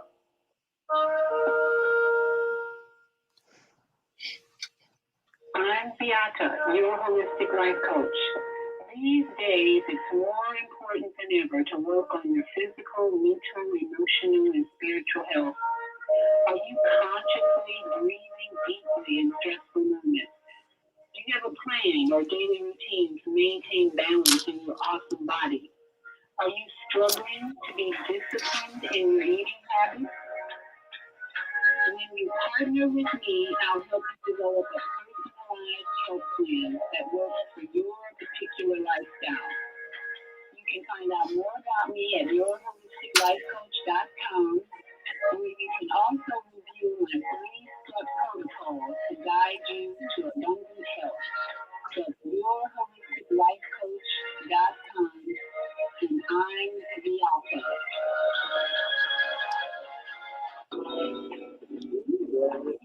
About finances, family, health, job, relationships. Are you in pain? Do you feel stuck? If you answer yes to any of these questions, help is available. Don't worry, you're not alone. It's part of the human process. You only feel this way because you haven't mastered the voices in your head. No hype, just down to earth, solid, workable tools and techniques that you can practice daily. It's really food for the soul. Whether you want to learn how not to worry about anything, reverse type 2 diabetes, publish a book, promote your products or service, or just make extra money. Take advantage of the deal of the day. Go to ZeldaSpeaks.com or call 212-409-6619. Mention promo code for female solution and get free shipping. That's ZeldaSpeaks.com or 312-409-6619. Stop worrying today. Visit ZeldaSpeaks.com. And thank you for joining us back here on the Female Solution. It's Monday, May 17th. Talk about tax and get vexed. I can't get the date right. Thank you so much for joining us back here with our guest today, our quarterly contributor, Dr. CJ Mimee, and we are discussing taxing effects on the body. And if you noticed my last commercial, I talked about worry. It starts out, do you worry? And I have an acronym for the word worry, WORRI, a wasted opportunity to reorganize and restructure your imagination. Because most of the time we are thinking in the future of what could happen or in the past what has happened. We forget we are challenged to stay in the present moment. So for that, I have written an ebook, and the ideas still keep coming to me. I've published it, but they keep coming. So I guess I got to come out with a volume 2. But anyway, it's called I Should Have Followed My First Mind. And I'll put that on my blog, ZeldaSpeaks.wordpress.com. So you can learn how to calm the committee that's in your head that's telling you to be stressed or worried. And that's my story, and I'm sticking to it. Anyway, I got a text from my girlfriend, Lorraine, who says, my sister of the microphone. We used to work together at WGCI back in the day. And she says, good morning, my sister. I am listening. Just so you know, I'm driving, so I really can't participate right now, but I'm listening. Great show. This is something I'm working on right now. Getting more movement with the body to get rid of those aches and pains that we have, and drinking more water. I love you, and I will talk to you later. So thank you, Lorraine. She is my sister of the microphone, another sister from another mister. She met her in college when I was studying broadcasting at Columbia College. We both studied broadcasting, and we worked very briefly, for a brief moment, a year or so, at WGCI. And she left there and she went on. She was a hairdresser for 20, 30, 40, 50 years. I don't know. I'm telling too many years here. Anyway, and then she started a business called Soul Ingredient Catering, SOLE. Delicious. Do we have to talk about food this morning? Anyway, her food is good. So check out Soul Ingredient. I just had to share that with you. So it is 8:39. If you'd like to get a call in, now's the time. 515-605-9325. Press 1 to speak. As we go to the phone lines, 407-701. You are live on the Female Solution, Grand Rising. What's your name? Where you calling from? Grand Rising, my sister. This is Bianca in Florida. Yes! Florida. Grand Rising. I hope you checked your grandchildren since you were here. Yes, I did. Thank you. I thought I responded. Oh, I gotta find it as soon as you hang up. Not hang up, but as soon as you finish, I'm gonna find it and play it. I thought that was so cute. Oh my goodness, I just oh, that was so. They keep you in the moment. You're just talking about they're going into the past and the future. Those children, oh my goodness, they keep you in the moment. And I wanted to just say, thank you for sharing Patty with us, because when I thought Johnson, most of my relatives are Johnson. So Really? it's like, once again, it's such a small world that you and I are connected, and then here's your sister connected with a name that is part of my family. Most of my relatives in Chicago are Johnsons. I'm like, okay, this is really interesting how people in our lives seem to be family on some level or another. Yes. So, thank you for sharing her, and I'm sure that her memory will live on, and we're going to remember her so much. We're going to remember her because her soul is still living and moving and going. So I hope that'll give you some comfort. I'm sure you've been meditating on that anyway. Oh yeah. But I wanted to just mention something about coffee, and I wanted to ask Dr. Mimmee if she's ever recommends the coffee, because I saw that somebody mentioned coffee in the comments, but she's ever recommended it for headaches, because I have studied German new medicine teaches that when people are dealing with tumors, that they can drink coffee to reduce the inflammation, because it takes away the swelling of the tumors. And I definitely tried coffee for headaches. It worked, but my problem was sometimes I didn't drink enough water, and then that would cause me more problems. I was wondering if Dr. Mimmee has ever heard about drinking coffee for headaches, and in fact, to tumors and headaches, they cause swelling, and the coffee reduces swelling. Wow. So that's a really great question.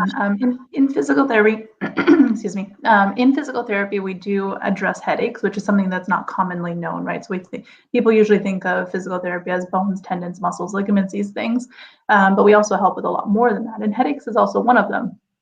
So along with headaches, I think you're right about the coffee.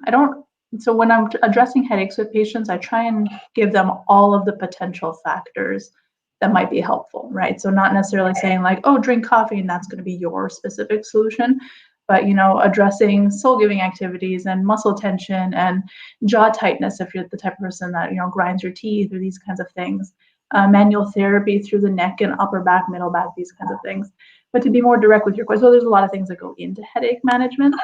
But to address your question, I mean, if you look at just the ingredients of Excedrin has caffeine in it for migraines. Really? Right. So a little bit, right? So it's not within my scope of practice to prescribe medications to patients, but I guess I'm using that as an example to say that you're onto something about coffee, because they are using caffeine therapeutically in over-the-counter medication. Wow, they're using coffee in over-the-counter medication. Really? Wow. Thank you for calling in and sharing that information, Viana. I had no idea such a thing. Love you, sis. Love you too. Thank you so much for my grandbabies. I want to open this up. So, and I'm going to leave your mic open too in case you want to chat. I want them to see can you all see that? I should ask permission. Can I show them on camera, Viana? Oh, sure. Oh, okay. Because not everybody wants all their grandbabies on camera. But they said this to me, so I got to share it to you. Can I push that so you can see? Yeah. Okay. Go. Auntie Donna, we miss you and we love you. Tell her, come back to Florida. Come back to Florida. I'm sweet. What'd you say, Tony? I want to swim with the dolphins. He wants to swim with the dolphins. So I love Flipper when I was growing up. You want to come say that on the camera? No, I already heard it. You hear Viana? She says, "Come on down." We will be soon. I think we're gonna come real soon. I don't know when exactly, but it's gonna be real soon because I'm telling you that dolphin experience opened me up to a whole new way of living. I have not been the same since I went there. Yeah. I can't even begin to go. It's kind of life changing because you're interacting with not just the dolphins, but with so many people from all over the world, and they're just so happy and relaxed. There's no tension. There's no tension. Right? There's no tension, no stress, right? Yes, I love it. I came home. I said, "Honey, we're moving to Florida." He was like, "No, we're not." I said, well, "Yes, we are. You just don't know it." I shouldn't. It's here, right? Okay. All right. Anyway, I just had to share that. We've got some people who are listening online. Thank you, love. 30, 40, 50 years. Girl, we knocked that out. Okay. Lorraine Devereaux, my other sister of the microphone. We are not that old. What I meant to say, you know what I'm talking about, my phone. Yeah, I know we're not that old, girl. We're just seasoned vets. That's what we are. Oh, Lisa Cunningham says, I just finished exercising this morning from 7 until 8 p.m. Yay! You got some body movement on, girl. That's right, baby. Keep that body movement flowing. Thank you, baby. Love you too, Lorraine. Love all of our listeners. Also, let's get to some of them before the show is over. We got like 10 minutes. 515-605-9325. Press 1 to speak. As we go to 336-350, you are live on the Female Solution. Grand Rising, what's your name? Where are you calling from? Was that Mom? It's Mama AC. Oh, okay. The coffee, yes, it works, especially the brand of coffee. I got some coffee from Pete, from Trader Joe's. It's called Pete. It's good, and it really makes a difference. That's my opinion. And then the next thing that I wanted to ask the doctor, when I can't get the swelling to go down because I have titanium rubbing up in my muscles, it is totally out of the socket, and so the bottom of the joint, of the rod, is actually rubbing in my muscles. So last night I took 2 Alka-Seltzer Pluses, and that kind of helped the swelling. What's in the Alka-Seltzer Plus that you are aware of that helps this? I've been doing this for like 40 years with this issue, and I'm curious. Nothing else, drugs, no nothing. Is the Alka-Seltzer Plus nighttime that does the trick? And if I'm in a lot of discomfort, that Alka-Seltzer Plus and 2 bananas knock me out. Ooh, wow. Alka-Seltzer Plus and 2 bananas knocked you out. She says, did you hear her, what she says about the Alka-Seltzer Plus? Yeah, so unfortunately in physical therapy, we're not, it's not within our license to prescribe medications. So I'm familiar with a lot of them. With this one, I'm not entirely sure. If I may, there is a subspecialty of physical therapy that deals specifically with swelling. So it's called a lymphedema specialist. If I may make that recommendation, that if you have persistent swelling and something that keeps coming back, it might be worth finding somebody like that that's local to you so they can evaluate, okay, what's happening? Because there are manual techniques, meaning that there's specific swelling massage techniques that can help to open up. Maybe there might be a pathway that might be stuck in the lymph system. So it's very similar. So the arteries, veins, and lymphatic vessels. And they deal specifically with manual techniques. So massaging out specific areas after they evaluate you, of course, that might be able to help you get some longer term relief than having to do that every day. It's not a satisfying answer, but maybe something to think about or something to look into. I can hardly hear you. Maybe Sister Zelda, you can connect me. I think I heard her say lymphedema. Was it lymphoma or lymphedema? So lymphedema. Lymphedema. Yeah, so lymphedema physical therapy specialist. Lymphedema physical therapy specialist. Did you hear?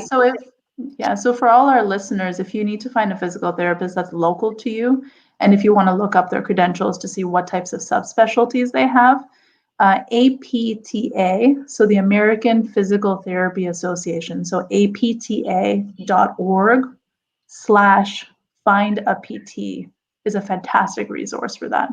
Okay.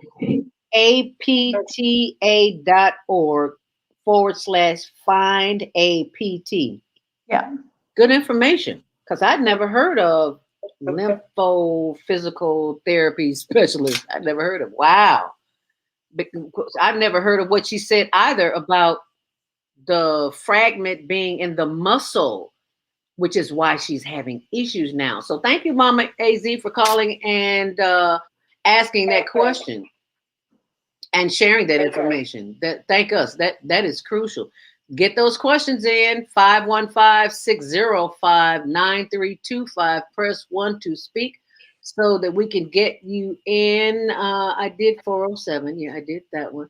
I think your Dr. Mimee, the fact that you referred the lympho-physical therapy specialist, which I've never heard of, I think that's pretty awesome that you are confident enough in your own work that you do to recommend others. Because I know there are just some professionals that they are just not sharing any information. If you're not coming to my center, then I got nothing for you. I'm not recommending. So I applaud you for. Ooh, that gives me goosebumps. No, it's funny. I've had this discussion. Thank you. I guess I should say I'm not very good at accepting compliments, so thank you.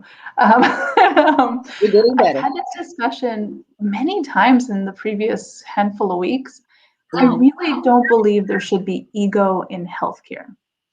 And because I don't believe there should be ego in healthcare, that's why I open my own clinic. I do free evaluations, the full hour together.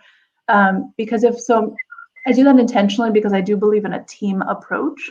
So and some patients are very straightforward orthopedic situation, and we take care of the bones, tendons, muscles, ligaments.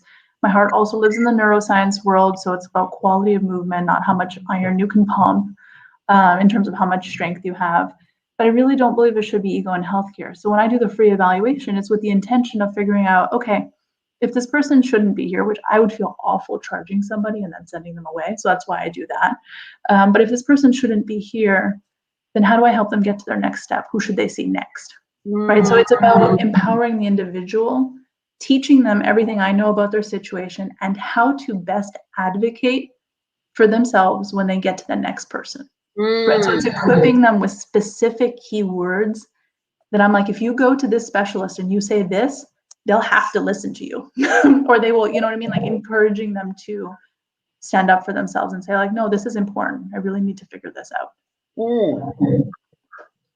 And I think that's powerful, Dr. CJ, that you said a very important word, team approach. Team, because you think about it, when you're in the hospital, you have a team because you're going to have a nurse, a doctor. The doctor is going to bring a specialist. There's a therapist. There's a person to draw the blood. There's a person to take you to physical therapy if you need it. So you need a team, and you need to build a team while you're at home before it gets to the hospital part. Because by the time you get there, I'm not going to say it's a little bit too late, but it's a little bit too late for intervention on your part. You've got to bring the medical professionals in. So I appreciate having a medical professional on our team here at the Female Solution who doesn't mind sharing her resources and giving information away free of charge. Doesn't cost. Of course not. I think the more people we can help, I mean, I don't know. People were funny about me opening up my own clinic because there are two other big PT mills. We call it PT mills, like the high volume places that are within walking distance. I was like, yeah, but this is different. This is one-on-one care. Also, I don't believe in this scarcity mindset, this idea that there's only so many people out there that need help. Somebody's always going to hurt themselves, unfortunately. Yeah, and we do have a tendency to do that. I think that is powerful beyond measure. It's the quality. This is a quote you use: a quality of movement versus strength. Now, Mhm. you may be able to pick up 200 pounds, but you can't walk a block. Exactly, right. And I've seen a lot of patients that come into clinic and they're like, well, I was discharged from my last physical therapist. They said I was strong. I was like, okay. I mean, I have a lot of people like that at the moment, even athletes that want to get back to what they want to do, and they don't have the balance in their system. They don't have the coordination within their system. They're incredibly strong to Right. testing, but then you ask them to, do some balance activities or ask them to do some like reaction type work, and the body just doesn't know how to calibrate it. It doesn't know how to coordinate itself. So it's in that reteaching the brain how to control the body more than just straight strength, which is it's rewarding, and I really enjoy it. I love that. Did you all hear what she said? Teaching the brain how to work the body, master the body. I love that because we have not been trained. I'll put it like that. We have been indoctrinated. We have been brainwashed. We are still being brainwashed. So if you're going to wash your brain, wash it with your own detergent. And the best detergent is the voices that you reprogram your subconsciousness. How about that? That is brilliant. Absolutely. Oh, give it to the creator, because my ego would say, yes, I am brilliant, but no, you're not. You are just a vessel for the information that is coming through you.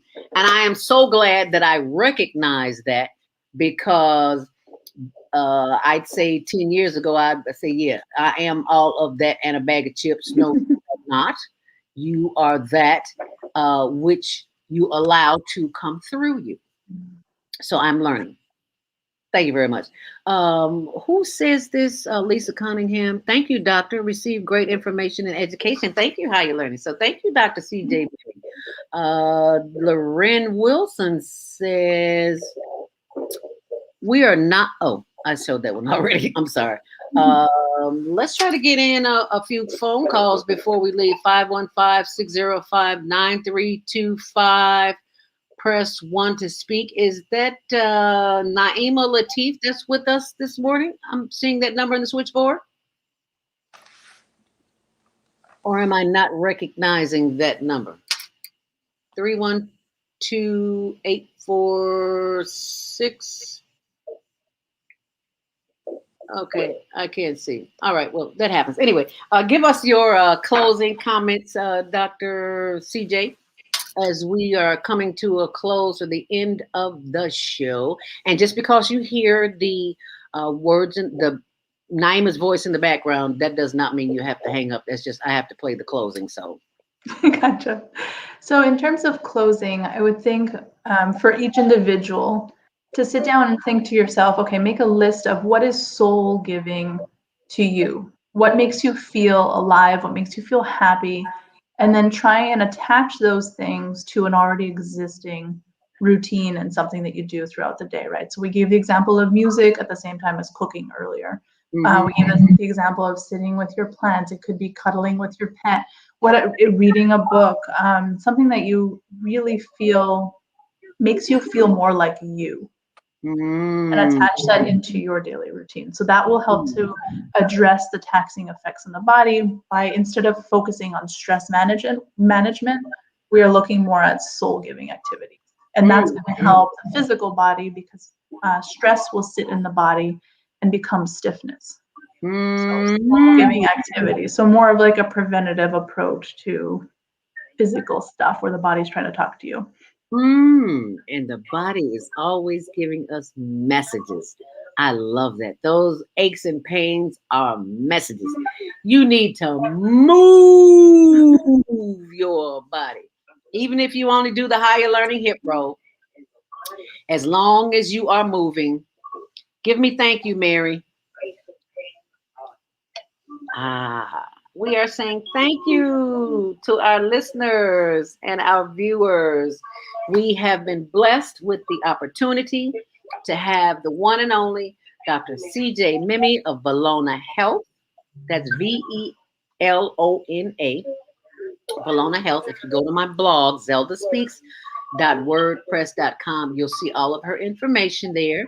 And you can remind yourself that those taxing effects that you have on your body are just messages, and they're just waiting for you to respond. And however you respond is entirely up to you. So thank you, Dr. CJ Mimee. Oh, give us your website and phone number. I'm sorry. Oh, no, that's okay. So velonahealth.com. So VELON like Nancy A, health.com, all over social media. If you prefer to text, I don't have any front desk staff because I did say it was all one-on-one. So texting is easier than calling. It's 312-324-0953. That is 312-324-0953. Is that correct? Yes. All righty. And we thank you. We appreciate you. And hopefully we'll see you next quarter. Thank you for the tip. Looking forward to it. Thank you for today. Thank you. We love you. Mwah! Love you too. All right. Thank you.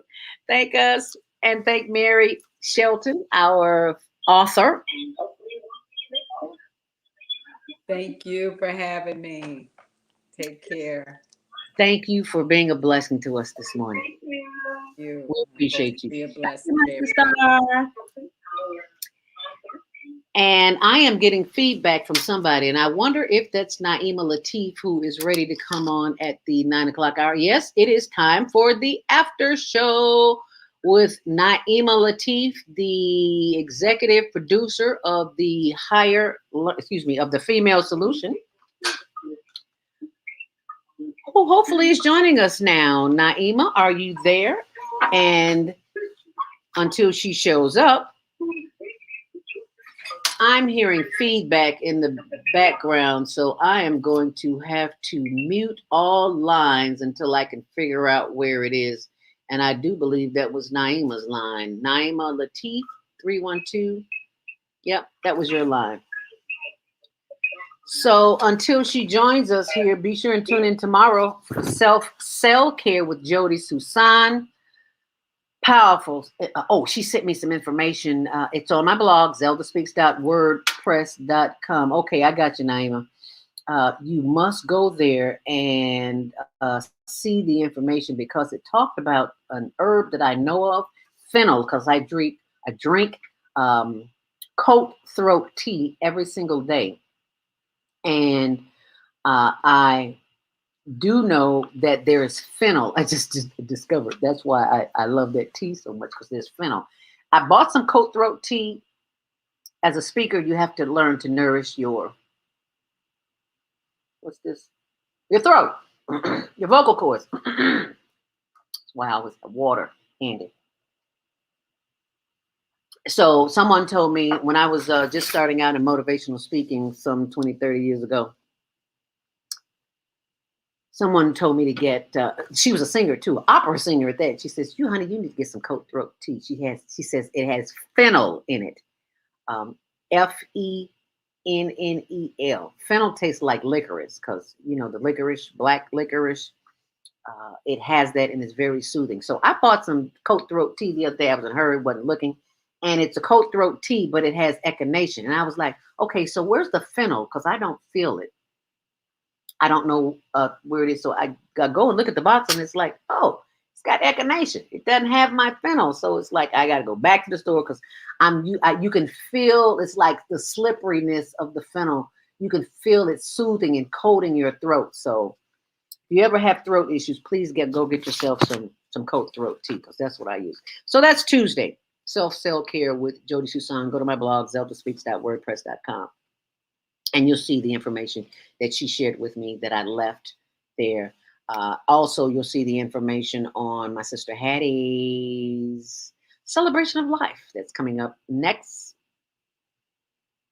Sunday, 1:30 to 6 p.m.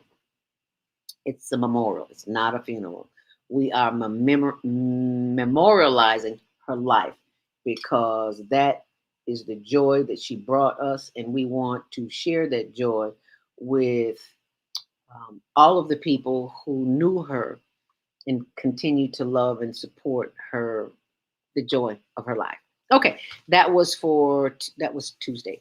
Wednesday, Naima Latif and Kareem Hamid, repairing family relationships. Thursday, it's the Women's Roundtable. And on Friday, health and wellness with Viata. And you just heard Viata on the line a few minutes ago. She's in Florida with our lovely grandbabies, and I forget their names. Lord have mercy. Let me open up her mic so she can tell me. Is it Isaiah? And you know I should know their names. Where are you at, Viata? Oh, we've got another call here. 706-202. You're live on the after show. Grand Rising. What's your name and where you calling from? Grand Rising, and my name is Kwame Sunhorse, and I'm calling you from the stolen lands of the Muskogee Creeks here in Georgia. And my condolences, and hearing you sharing the energy, because I was on a call, and I called in when you first started when you were doing the breathing, but I came back in, and the part for me, hearing how you have expressed love for your sister, she lives in you. The vessel is no longer here, but the energy of who she was is in memory. That's about the memorial. It's that we'll remember. You live as long as you speak the name of the person. The vessel doesn't have to be here. It's only when you stop speaking it, and when you stop speaking it, it's like a person that can't hear. Oh. Yeah. You tell a person that does not hear is deaf. You can't hear, and when you no longer speak the person's name, it is deaf. Oh. So as long as you speak her name, she lives in you. And so that's the part of the understanding that we have to understand, that they're never dead. They're energy. So energy is never made and never destroyed. So the thing of it is that she will always be that energy, because you have a memory as though everyone that she touched in her life past has a memory of who she was and is to them. So that love that she gave them lives in them, and she will always be here. Powerful. Thank you. Thank you. Thank us. Thank us. Thank us. Thank us. But thank you. That is the voice of Kwame Sunhorse from Georgia. That is the way to look at it. Her vessel is gone. The vessel. But she lives in us because we're energy. And that's something that they don't teach us about energy work. That's what that's what we all are. We just don't realize that we are energy. A good example of that is when you walk across the floor on the carpet, if you have carpet or if you've had carpet at some point in your life, and you'll feel that little shock. I used to wonder what that was, why you feel that shock. And it's because the energy in you and the energy in the material, which is the carpet, it connects and it creates a little spark. So that's one way of realizing that you are electrical. Remember I talked about when you go and sit beneath the tree or near a tree or beside a tree, or you can't sit on top of a tree, but at the base of the tree, and you connect with the earth that is underneath you. Kwame, Brother Kwame Sunhorse, I know I can say it, but you can explain it so much more eloquently. Would you be so kind to share that information of energy with our listeners and viewers? Well, and the tree being an antenna, because it's rooted in the earth, and in it being, tall and straight, it's receiving energy, bringing it down from above and putting it into the earth. When you take your root and sit it next to the tree, and that you're connecting your root to to the internet of the tree. And when you put the base of your spine next to the tree, you're connecting your antenna. Your vertebrae are like the trees in itself. And so what you're doing is you're connecting back to yourself. That's why in the movie Avatar, they connected what? The hair, because the hair follicles are the antenna connection that the tree's leaves have and the branches from it. So every leaf on a tree is life, and it's a breath, because the tree gives off the energy of oxygen, and we inhale it, and it takes it back in, and it uses its photosynthesis. So there's an exchange with the tree, and the roots. When you sit your buttocks on the earth, that means that your root chakra, and being a woman, your womb connects to the earth. And when a woman sits on the earth, and so that's the power of her connecting back to her cosmic self, because the womb of woman and the womb of the Milky Way and the black hole are one and the same. The hole in the black hole in the Milky Way takes in light and gives off stars. The woman takes in light and gives off life. She gives the next life. Wow, that's powerful. See, he's so much more eloquent than I am. Thank you so much, Baba Kwame Sunhorse from Georgia. And I'm going to keep your line open, Baba Kwame Sunhorse, as we go to the microphone of my executive producer of the Female Solution, and that would be my sister, Naima Latif, the one and only Naima Latif. Welcome, my sister. Thank you so much for joining us. Oh, well, thank you for having me. It's been a bit of a challenge with my computer. I think I have to rearrange a few things. I have a lot of materials on my desktop. I think Beata was giving us the analogy the other day about when you have too many things, too many old things that you're carrying that are taking up too much space, and so you can't move forward because you're still holding on to old things. And she made that analogy, and I think about that a lot of times. That's in our lives. We are holding on to old pain, old memories, things that we need to discard or put away, and so they create interference where we can't move forward. We can't take advantage of new opportunities because we're still stuck in the clutter of the past. So I definitely had that experience today. So, but I think also when we go through things in life, it helps us to gauge where we are in our progress. This past weekend, I had conversations with close friends that were going through challenging relationships. And sometimes there's relationships that end because it's time for them to end. The reason for their being in your life has changed. Maybe this was somebody that you were involved with at a certain phase in your life, and you might have become a new person since then. So they don't fit you anymore. And that's something to let go. And sometimes we hold on to anger at old relationships as if someone did us wrong because we changed or they changed and the relationship no longer fits who we are. And we're still holding on to anger at that person because maybe the ending wasn't pleasant.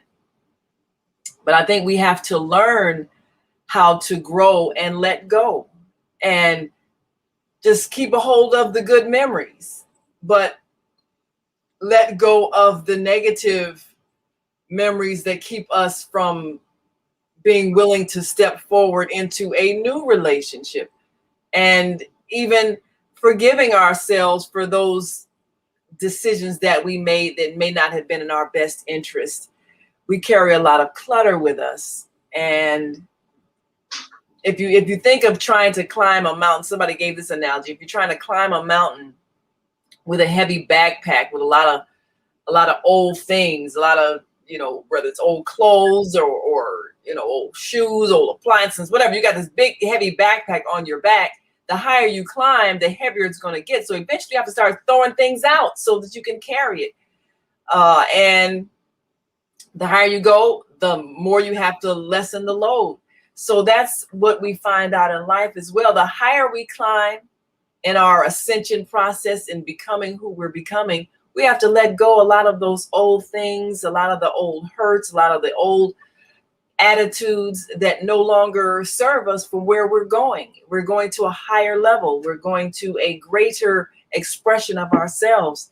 And if we're still mad at our high school boyfriend because he cheated on us with our best friend, we're still holding on to that.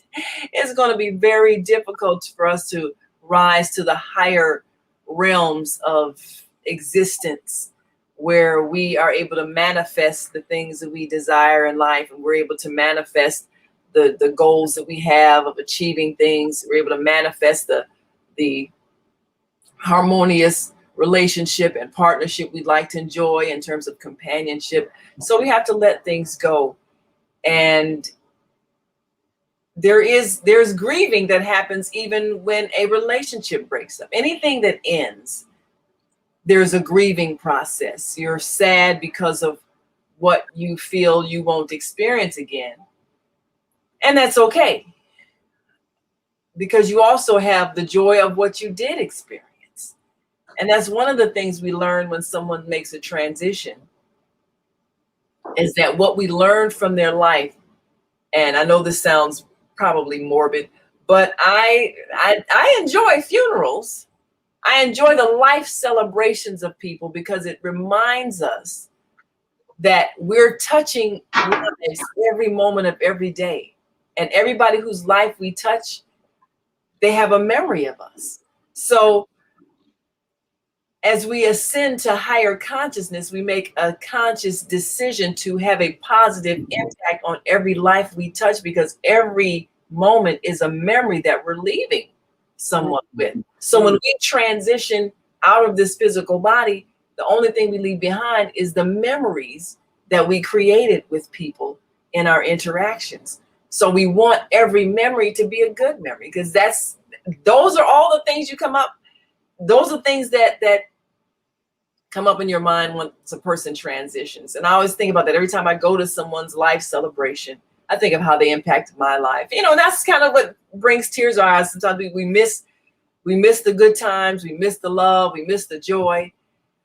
And it's good to be missed. We want people to miss us. We want people to feel deeply, oh, that person really touched my life. Oh, they really made a difference. We want people to feel that about us.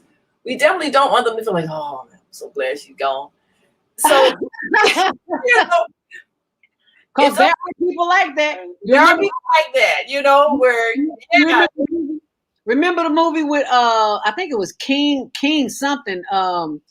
Whoopi Goldberg played the mom. LL played the son. And when the funeral director asked Whoopi, what do you want on his headstone? Whoopi said, mean and surly. And everybody was like, I remember that. She didn't lie. She said, mean and surly. I was like, ooh, yes, Lord. I remember that movie. But you know, you think about that. What do you want? What do you want on your tombstone? I mean, what do you want to say?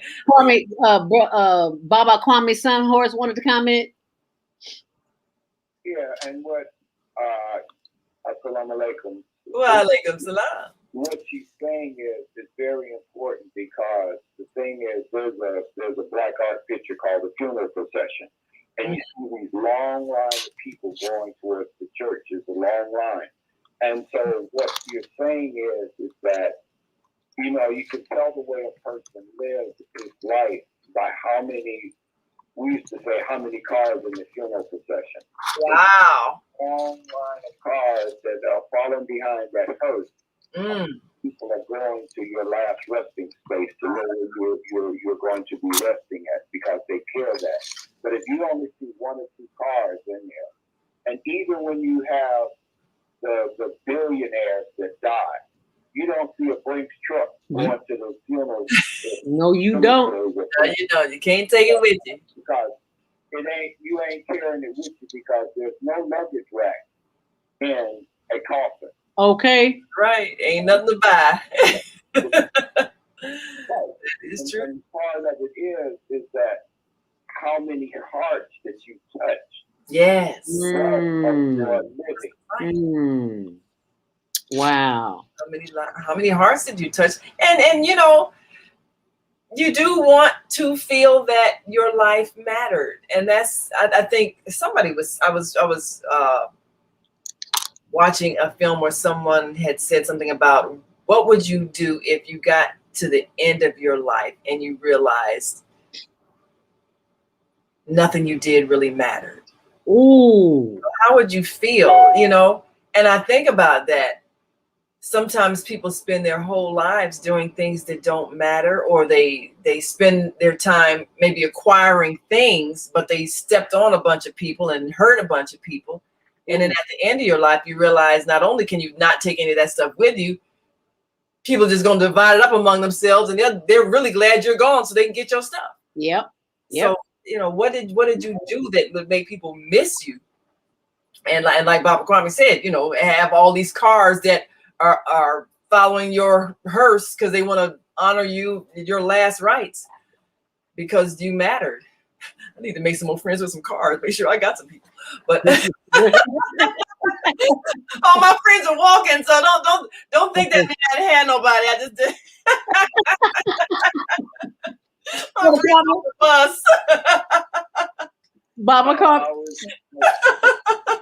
Leo Biscaglia, he was a motivational speaker Yes. in the 80s, and he was a professor, and he taught a class at UCLA called Love, and he wrote a book called Love. And he had one quote in there. He says, when you die and you go and stand before your maker, and he asks you one question, why didn't you become you, my child? What would you tell him?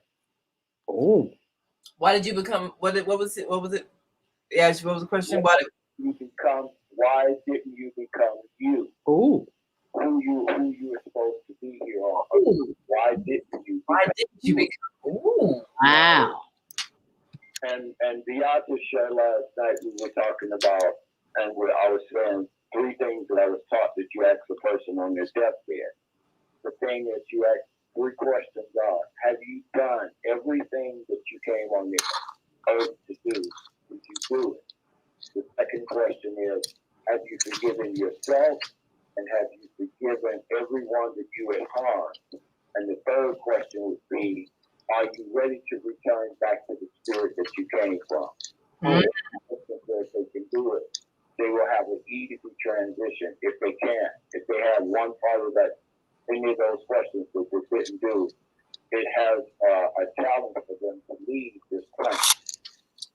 Oh, wow. Oh, so I've often heard people say that people sometimes get stuck between here and now, or here and there. Am I saying that right? Yeah. Here and there, here now. Purgatory. Oh, they call it. In the old days, they used to teach in Catholicism. They called it purgatory. Oh yeah, when we're not quite crossed over. Between worlds, and that's because of the way in which you left. That's why the lynching museum goes to the spot where lynching took place, and they do an atonement ceremony at the spot, and then they remove a little of the earth and take it back with the person's name on the jar, and they put it up in the museum. It's because you have to heal and to release that spirit. And doing that is in forgiving what happened to you here. We know that happened, and we're releasing you to return, but we will keep the memory of you in the soil and your name on the soil because you were part of this earth. Powerful. You know, the interesting thing is a person, you know, it, like you said, depending on how you left, sometimes a very sudden transition, you know, a person, it might take a minute before they realize they're actually dead. I don't know if you ever saw that movie. What was the name of it?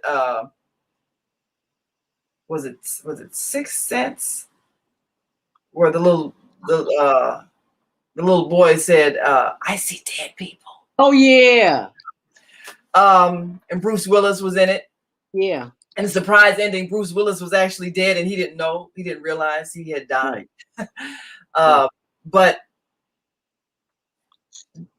transitioning, and I know Dolores Cannon, who's a past life regression therapist, she said people describe it as like it's easy as getting out of one chair and into another. I mean, wow. It's a smooth thing. You think you suffer through it. No, but really, it's just like, you get up and go, So your consciousness is always here. It's just first it's inside your body, then your consciousness is outside your body. And once your consciousness is outside your body, it doesn't have any of the physical restrictions of six senses. So then you can literally be anywhere at any time, seeing and hearing everything, because you become a part of the all that is, And people who have described the experience say that once you have gone through that, you're never the same, because you literally have understood how you made people feel, because you feel their feelings. Like you merge with them. You feel everything that you made them feel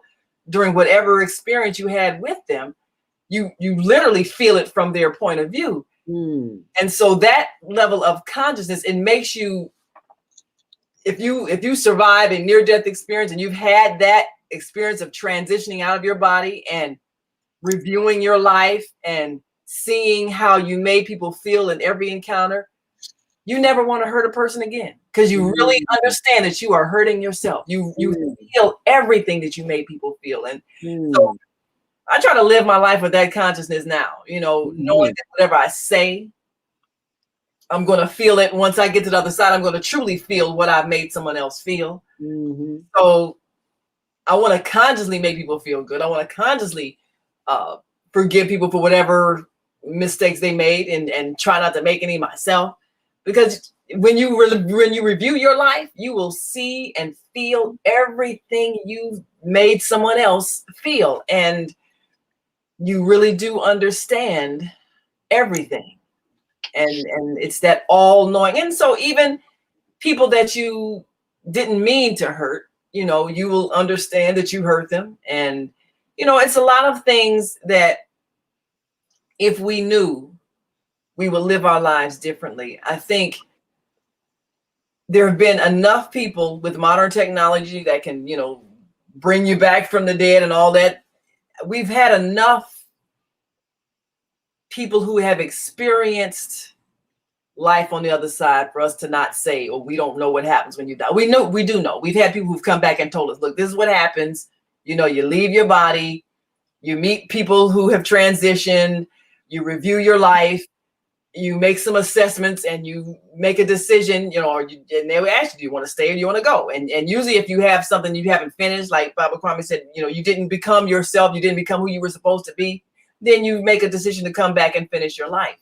But your life is never the same after that death experience, because you really do understand why you're here, and you really do understand that you are affecting everybody, and you're going to feel what you made them feel, and you don't want anybody to feel hurt.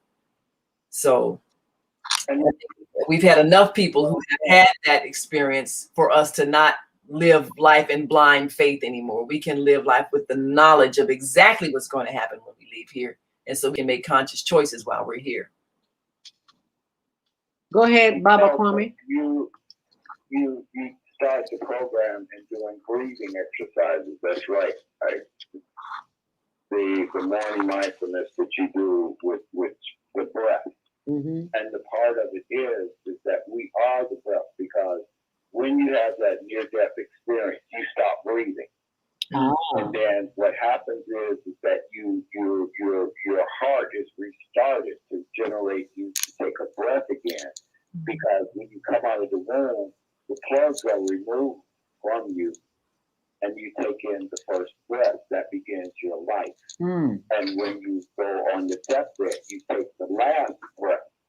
And so in between the first breath and the last breath is all the breathing and interaction, because we're still breathing the same air that our ancestors breathed. It just recycles through the trees, through the energy. But it's the same breath that we're still breathing in this earthly body. It's the only exchange is through the breath that we live. Because if you hold your breath and say you're trying to stop yourself from living, all you're gonna do is pass out. Until that last breath leaves the body, the force of life stops in this realm and goes back to being the energy of breath. Powerful. That's Kwame Sunhorse from Georgia. That's powerful. Yes. We all need to breathe as often as possible, and most of us are breathing incorrectly, and we wonder why we have the issues that we have. We don't even know how to breathe. Right. We breathe shallow all day. Yep. Not even getting all the lungs. Yeah. Yes. We need that oxygen to go through the whole body. Yes. And I often wonder when I see people with oxygen tanks, the thought occurred to me that why do they need the oxygen tank? Why can't they just take deep breaths on their own? And then, because I'm, in the forest listening to the trees, the thought came up to me and said, well, up until this point, they have not had enough oxygen. So them doing deep breathing is really not enough. So they need a little assistance. See, I told you things come to me. Oh, yes. Yes. I didn't need a doctor to tell me that. Yeah. I mean, that's part of being in tune and getting to the point where we realize that we are antenna, just like a radio station. We're sending out and receiving messages all the time, and trees are the earth's antenna, so they are constantly transmitting information to us. So we as energy beings, we are constantly affecting the energy of everybody around us. So even when we physically transition, even when that breath of life leaves our body, the energy that we left is still here. And, I mean, you can just think about when you go into somebody's house and they're no longer there, maybe they've transitioned, but you still feel them. You still feel their energy in the things that they had, because your energy, it's still around, it's still among us. So if you think of someone who maybe they're full of joy and laughter, and when they come around you, they uplift you, they make you happy. If somebody's in a bad mood and they fussing and cussing, that affects your energy as well. Yep. So if you live in a place over a period of time, your energy is going to affect that environment. And if you've ever moved into a house or an apartment where maybe people got a divorce or maybe there was some violence, it will affect your relationship because they left that energy behind. Yeah. So you want to make sure that you, even if you buy a house or move into a new apartment, that the people who live there were full of joy and love, because their energy is going to affect you, even if they're not physically present. Yep. You wonder why you feel the way you feel. That's why there's a ceremony in which you do in moving into a new space. Doing smudging and doing it's just like we have old things. You don't take old brooms and old mops into a new house or a new apartment. I do. These are things in which we have, old wives' tales that tell us you do certain things that you don't take with you from one space to the other because you're carrying energy. And the energy, like she said, is stuck there. But the thing is that there's a ritual you do with sage, and you burn sage and you come in and you walk in the door and you go to your left and you go through the whole house all the way through it, smudging. And then the thing that you do and you come out to the right because you go in through the left, and that you're taking your heart into the space and you're clearing whatever energy was there and negativity. And then when you come out through the right, is that you're closing it with the spirit, and you let the sage stay in there, close the door and the windows down, and then you go back in and you open up and you let that energy out because the sage attracts all of the negative energy and spirit that's in there. And when you release it, you let the smoke out and you release that energy that was stuck in that house. And what do you do when mopping the floor? You use ammonia bleach and you clean the hydroponic rooms, the bathrooms with certain chemicals. You do certain energy to change the energy in that space in order for you to create it for your sacred place. I've heard you should wash the walls too, because you know the energy is embedded in the walls, I guess. Yeah. So yeah, definitely cleansing where you live. If you are moving to a place and you're not the first inhabitants, that means you need to cleanse. We had a place in my hometown, they call it the Red Door, it was the old jail. And they had beat so many people and blood was into the walls that when it rained, even though they painted it, it would always come back bleed through. That's scary. That's scary. People that got harmed in that facility still stayed there and it bled through anything that they put on the wall trying to cover it. What? Ooh. Wow. Twilight Zone kind of stuff. Okay. Wow. Wow. That's powerful. See, that's why we need to always be in connection with the elders, because they just have information that we just don't know. We may have not heard. I'll put it like that. Yeah, we may not have heard it. We think it's, old wives' tales. But, there's always an origin to every tale that we hear. It has roots somewhere. And, when you have extremely negative things that happen, and we talked about this, how we may need to start a practice where we go and bring flowers, live plants, live flowers to places where negative things have happened, because we got to change the energy. And as you experience, plants have the ability to change the energy in a place. And, a lot of places where I think, if we hear of some tragedy, some shooting or something, we need to go and change the energy just by bringing plants, bringing beautiful flowers, and change the energy, because otherwise it's gonna still be in that place. So it's a powerful thing you can do. Bring a flower. When you see shootings and things that happen, what's the first thing our people do? We create monuments and memorials on that spot. Yes. To release the energy of that person. And doing that, we overstand in our tradition, even with old winos and folks that stand on the corner. The first thing they do when they open the bottle is say, "This is Seven Brothers that's not here." Yes, yes. That's libation. That's libation. Yeah. Yeah. We don't know that it's coded in our DNA that we do these ceremonies and rituals and not understanding that these are part of our culture in honoring our ancestors and those that have gone on before.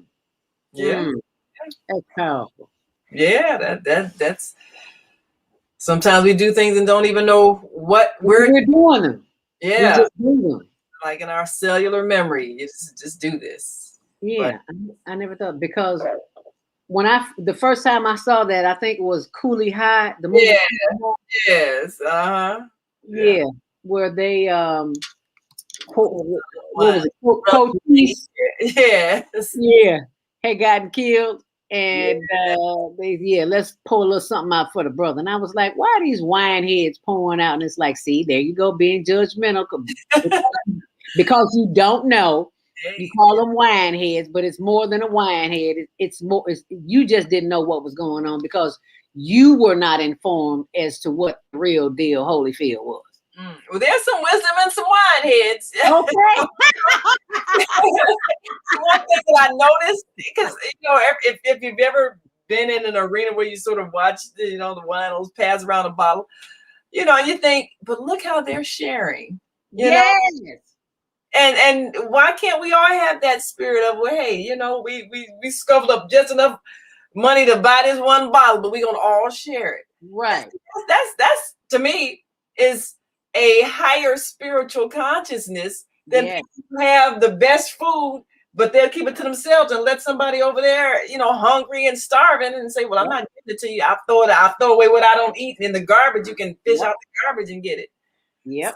So, yeah, there's things to be learned from, you know, the wisdom of a wine head. I love it. The wisdom of a wine head. I got to do an ebook on that one. The wisdom of a wine head. Go ahead, Baba Kwame Sunhorse. Right, but and what you said is very powerful, because if we could unify, if you ever watch people doing the electric slide, everybody is in unison. Yes. Like the fish when we're dancing on the dance floor. If we could take that same energy and construct businesses and things that we would work together with that same fervor of energy and coming together and moving in unison, we would be a lot different place than we are today. You know what's interesting? I was reading about the way agriculture was done in many of the African communities that were farming communities, and the whole, you know, and the villages participating in the planting process. And there's kind of a dance that goes along with it. And, you know, it might even look something like the electric slide, where everybody's moving in unison and you're doing the you know, you take a step, you put the seed in, you know, all that, but it's a dance and a song that goes with it. And that actually, you know, we've been talking about the science of sound and so forth. So the things that we did, we were doing things scientifically, rhythmically, and in unison in a way that helped with the planting of the food. And we were putting a certain vibration in the soil and in the food that was healthy. And so people watching that, if you don't know the science of sound and rhythm, and you don't understand how doing that together in unison as a group, as a community, how that enhanced the vibration that went into the food, then you say, oh, they just did darkies singing and dancing in the field. No, but we're scientifically, energetically affecting the food we're planting, and we're doing it as a community activity.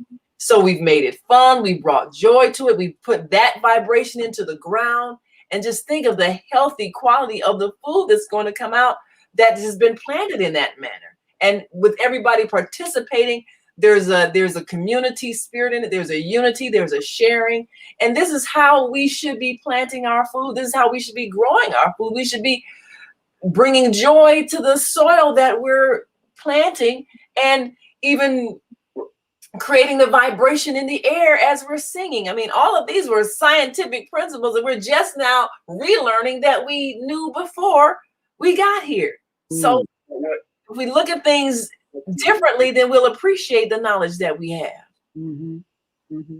Baba Kwame? What you're saying is something, the part that you missed out on in the music and dancing in the unison, nobody wore shoes. The souls were all working in unison, connected to the earth. Oh, wow. Energy as the earth was flowing through the beings that were there doing in unison. All their souls were connected to the earth. They didn't wear shoes. Yes. Yes. And that was another thing, you know, being connected to the earth through the soles of your feet, you know, all of these things that we did, that we let other people label as primitive and ignorant. These were all health producing things, life producing things, life generating things that made us healthier, made the earth healthier, made the food we grew and ate healthier, all of these things. So we should learn from that, not to let other people ridicule our traditions and our ways of life, because there's some scientific benefit that we were getting out of all of these things that we all of these things that we what you're are doing is that where spirituality ends, I mean, spirit never ends. What science now is stepping in, because they tried to look at all of this scientifically. Now they're realizing this is all spiritual.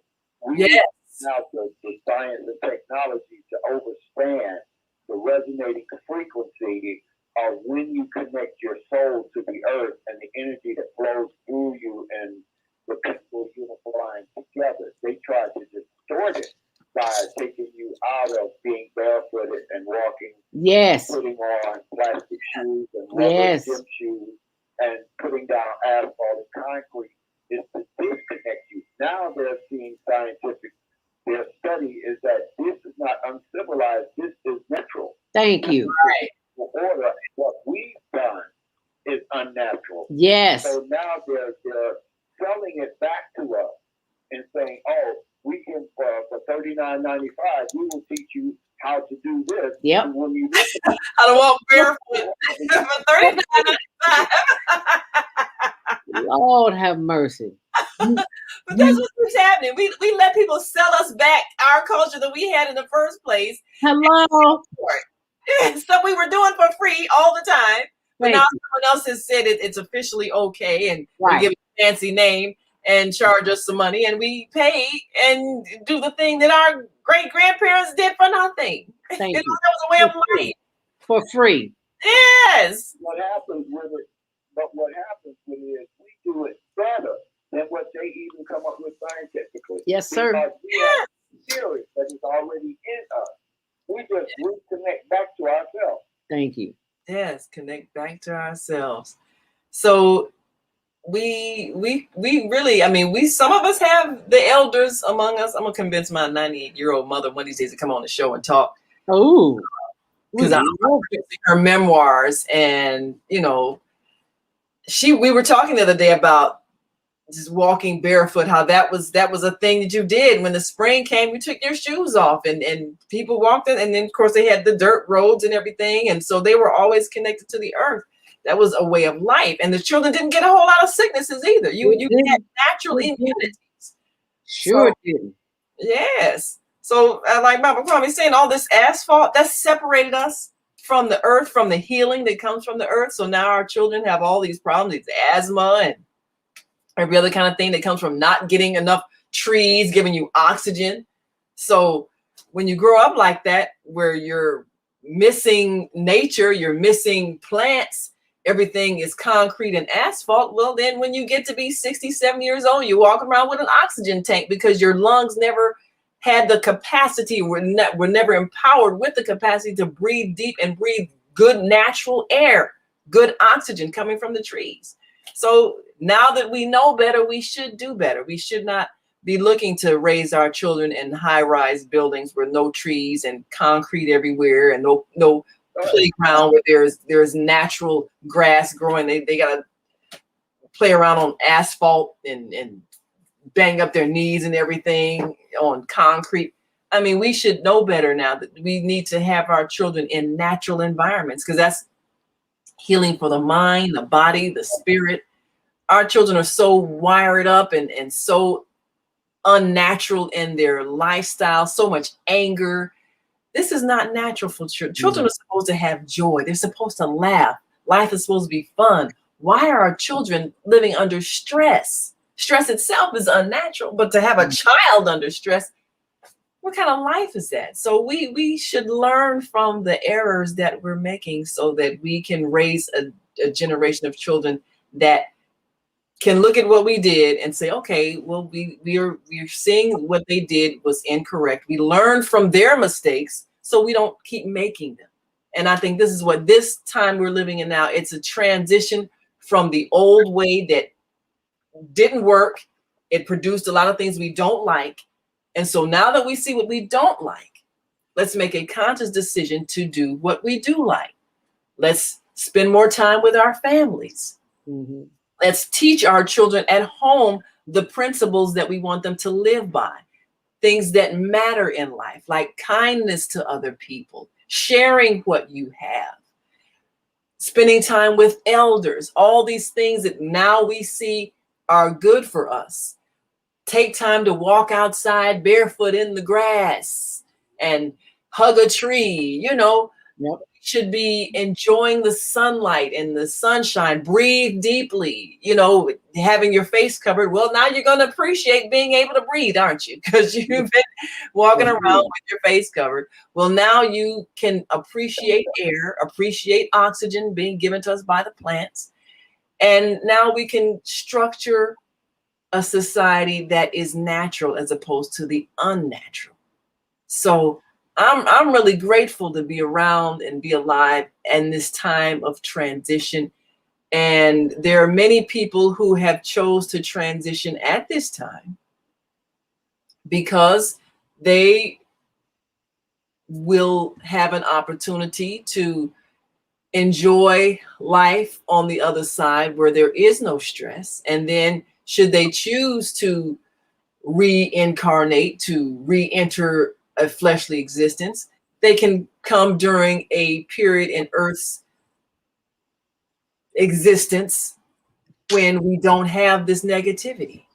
So sometimes leaving is a decision that a soul makes because they would rather enjoy life on the other side when there is no stress, and then come back at a time when we have cleaned up the mess that we are living in now and truly enjoy life on earth.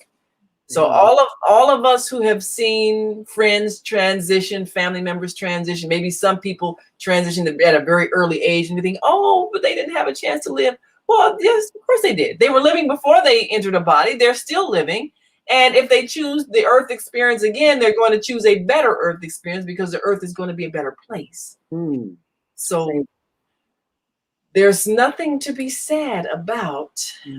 We should rejoice at those who touched our lives because they taught us something and we taught them something. So they left a little piece of themselves with us and took a little piece of us with them.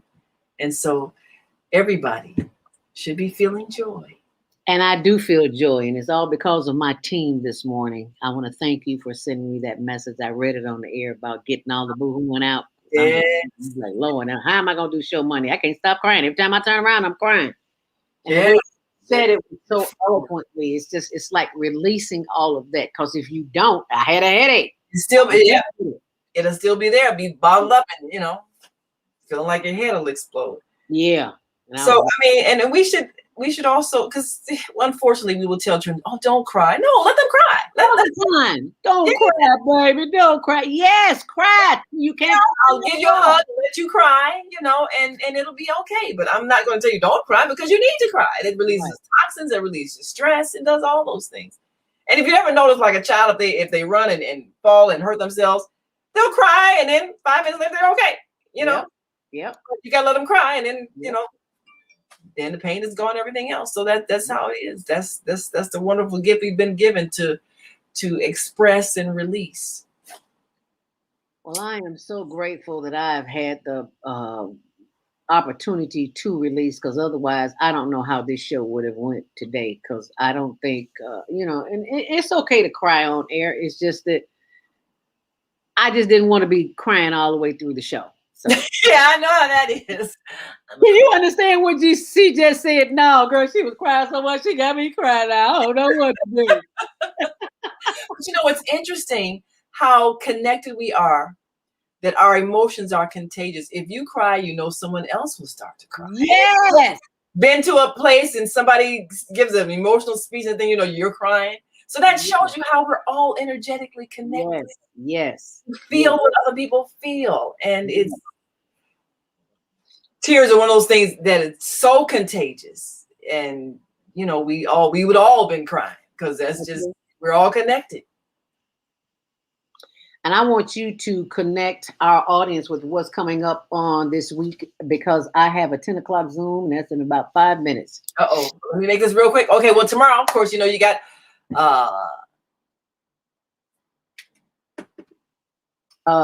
Jody Susan. Jody Susan, self-care with Jody Susan. Definitely great message coming on tomorrow. We want you to tune in for that. And Wednesday, you think today was good? Oh, wait till tomorrow.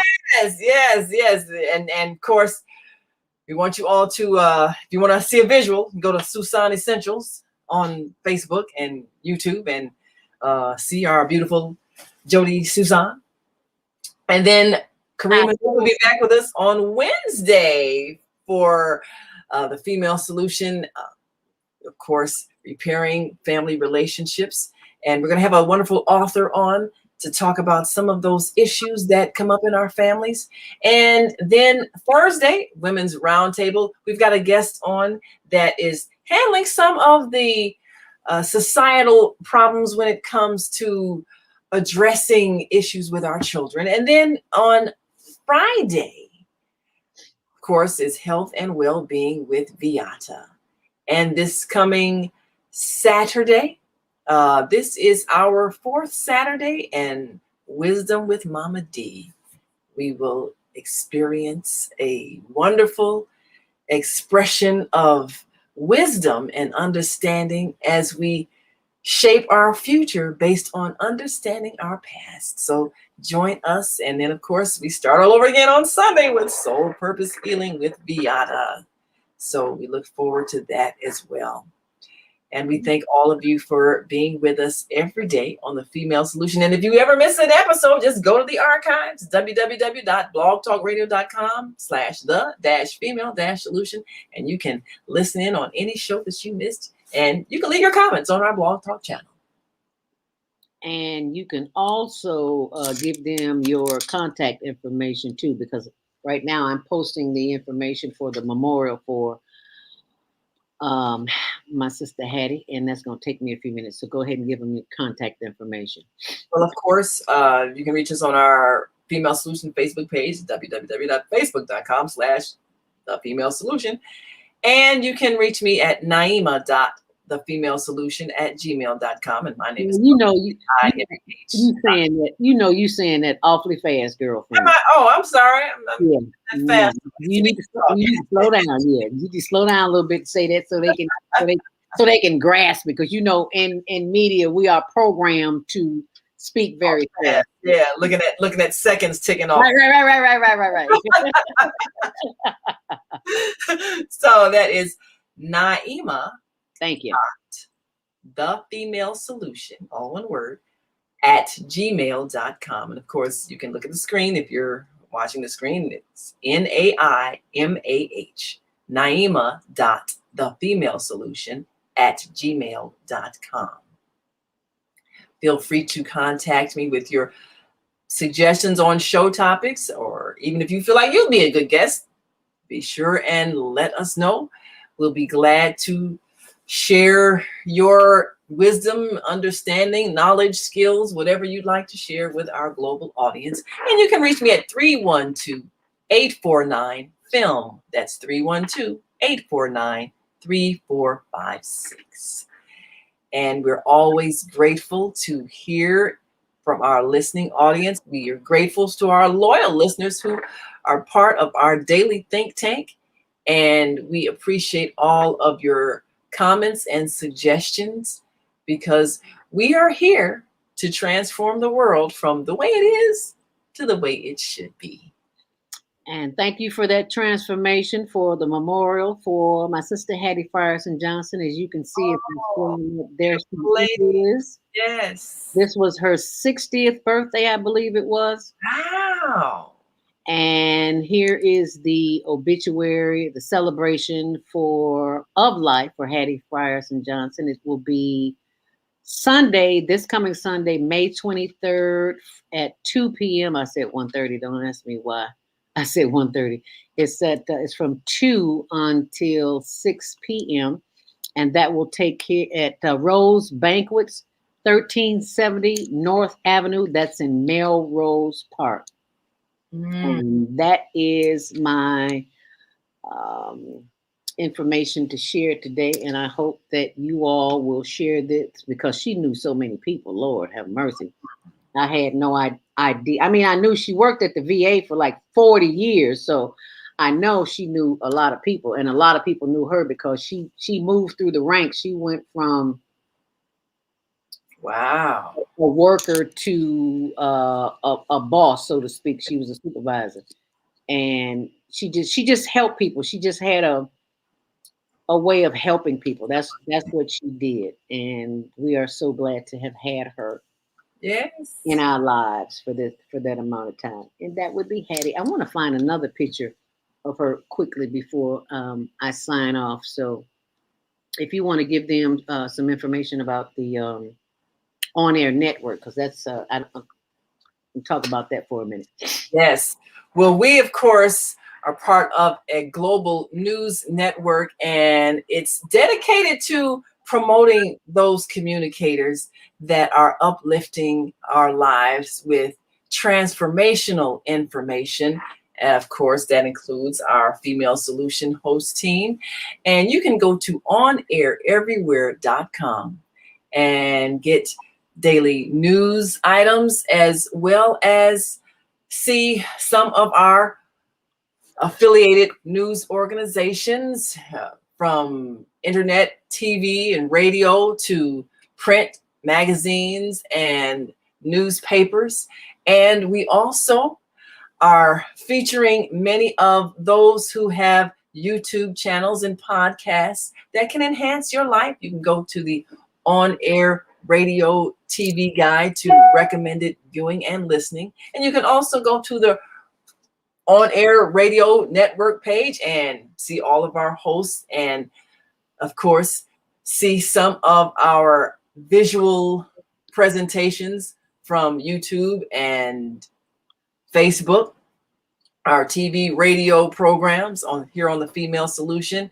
And we also invite you, if you are a host of a show and you'd like to contact us and even join our network, send us an email. You can email me at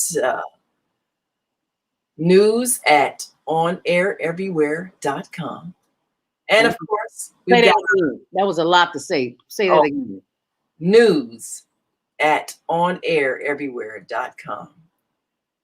And of course, our On Air magazine that features many of the guests and programs that we have on our daily radio shows. And we'll be coming up with the next edition of On Air magazine. And we look forward to learning more about whatever you're doing, wherever you are, so that you can be a part of this global network. And we appreciate you and thank you for being a part of the Higher Learning Network. Absolutely. Right here. Our news affiliates, they're on the On Air Network. We promote. Of course, you gotta watch that teen talent contest. That's what, every quarter, every fourth Saturday. Every fourth Saturday. Oh, yes. Actually, it's coming up the 24th of this month. Yeah. 24th or the 30th of the 20th. Okay. I think it's the 24th. Let me double check here, but I'm pretty sure it's the 24th. It's the fourth Saturday. So is that this Saturday? It is this Saturday. The fourth. Oh, okay. Oh, no, 22nd. I'm sorry, May 20. No, 1, 2, 3. Yeah, 22nd is the May 22nd. Saturday. 23rd is the 4th. So that's the Teen Talent Contest. Be sure and get your children, your youth, your young adults, 13 to 19, if they'd like to compete for prizes and cash. Send their 1-minute YouTube video to HLNTVshow@gmail.com so that they can complete. There's a picture of Hattie. Oh, how beautiful! Yes. Find a better picture of her. And there's another one. That's our Hattie. My. Love our Hattie. Thank you, Hattie. Thank you for the joy that you brought this family and the life that you live. Because I tell everybody all the time, she was like a rich, I won't say old. Seasoned. A wealthy, seasoned woman, because she lived a life that many of us never will. She took time. She worked for 40 years at the VA, but she took time. Hattie took the time to travel, to love, to share her love and all the good that she did, and especially through her food and her family. That was Hattie Frierson Johnson. That's my sister. That's my sister. That's my sister. You see this great big smile on her face. She is the bomb.com. You need to know that. Love you, Hattie. We will see you Saturday, 2 to 6 p.m. at your memorial, which is on North Avenue in Melrose Park. But you go to ZeldaSpeaks.wordpress.com and you'll see that information there. Well, So, if you have not received a message from her in the dream state, because that's how, when they cross over, that's how they can reconnect with us, because our souls actually leave our bodies at night when we sleep. And so our loved ones who have transitioned, they can meet with us when we're in that realm. So if you haven't had a meeting with her, look for it. okay, and I would like to like you to say that again, because I want to record that so I can post that to her her little ones. Okay, so what was that you said about sleeping at night? Our souls leave our bodies every night when we sleep. Mm-hmm. And when we are in that state, our loved ones who have transitioned can meet us because they're also in spirit. So when you dream of someone who has transitioned, it is an actual meeting of the spirit. And so if you have not yet had a meeting in the dream state with your loved one, look for it, because they will come to you. All right, Miss Hattie. One thing with that, could I share with that, what people saying? Please. The thing that we have to understand too is that we communicate telepathy. We won't be able to talk to them like you're talking to you. We are all talking. Absolutely. In a different language in the spirit world. Mm. Absolutely. And what language is that? It's the universal language of telepathy. You're sending and receiving your thoughts coming from your heart. So your heartfelt thoughts, that's what you send, that's what they receive, and that's what they send back to you. So you can talk to her right now, probably more than you ever talked to her, because you don't need phone, don't need text messaging. Just send the thought and listen for her to send you her reply.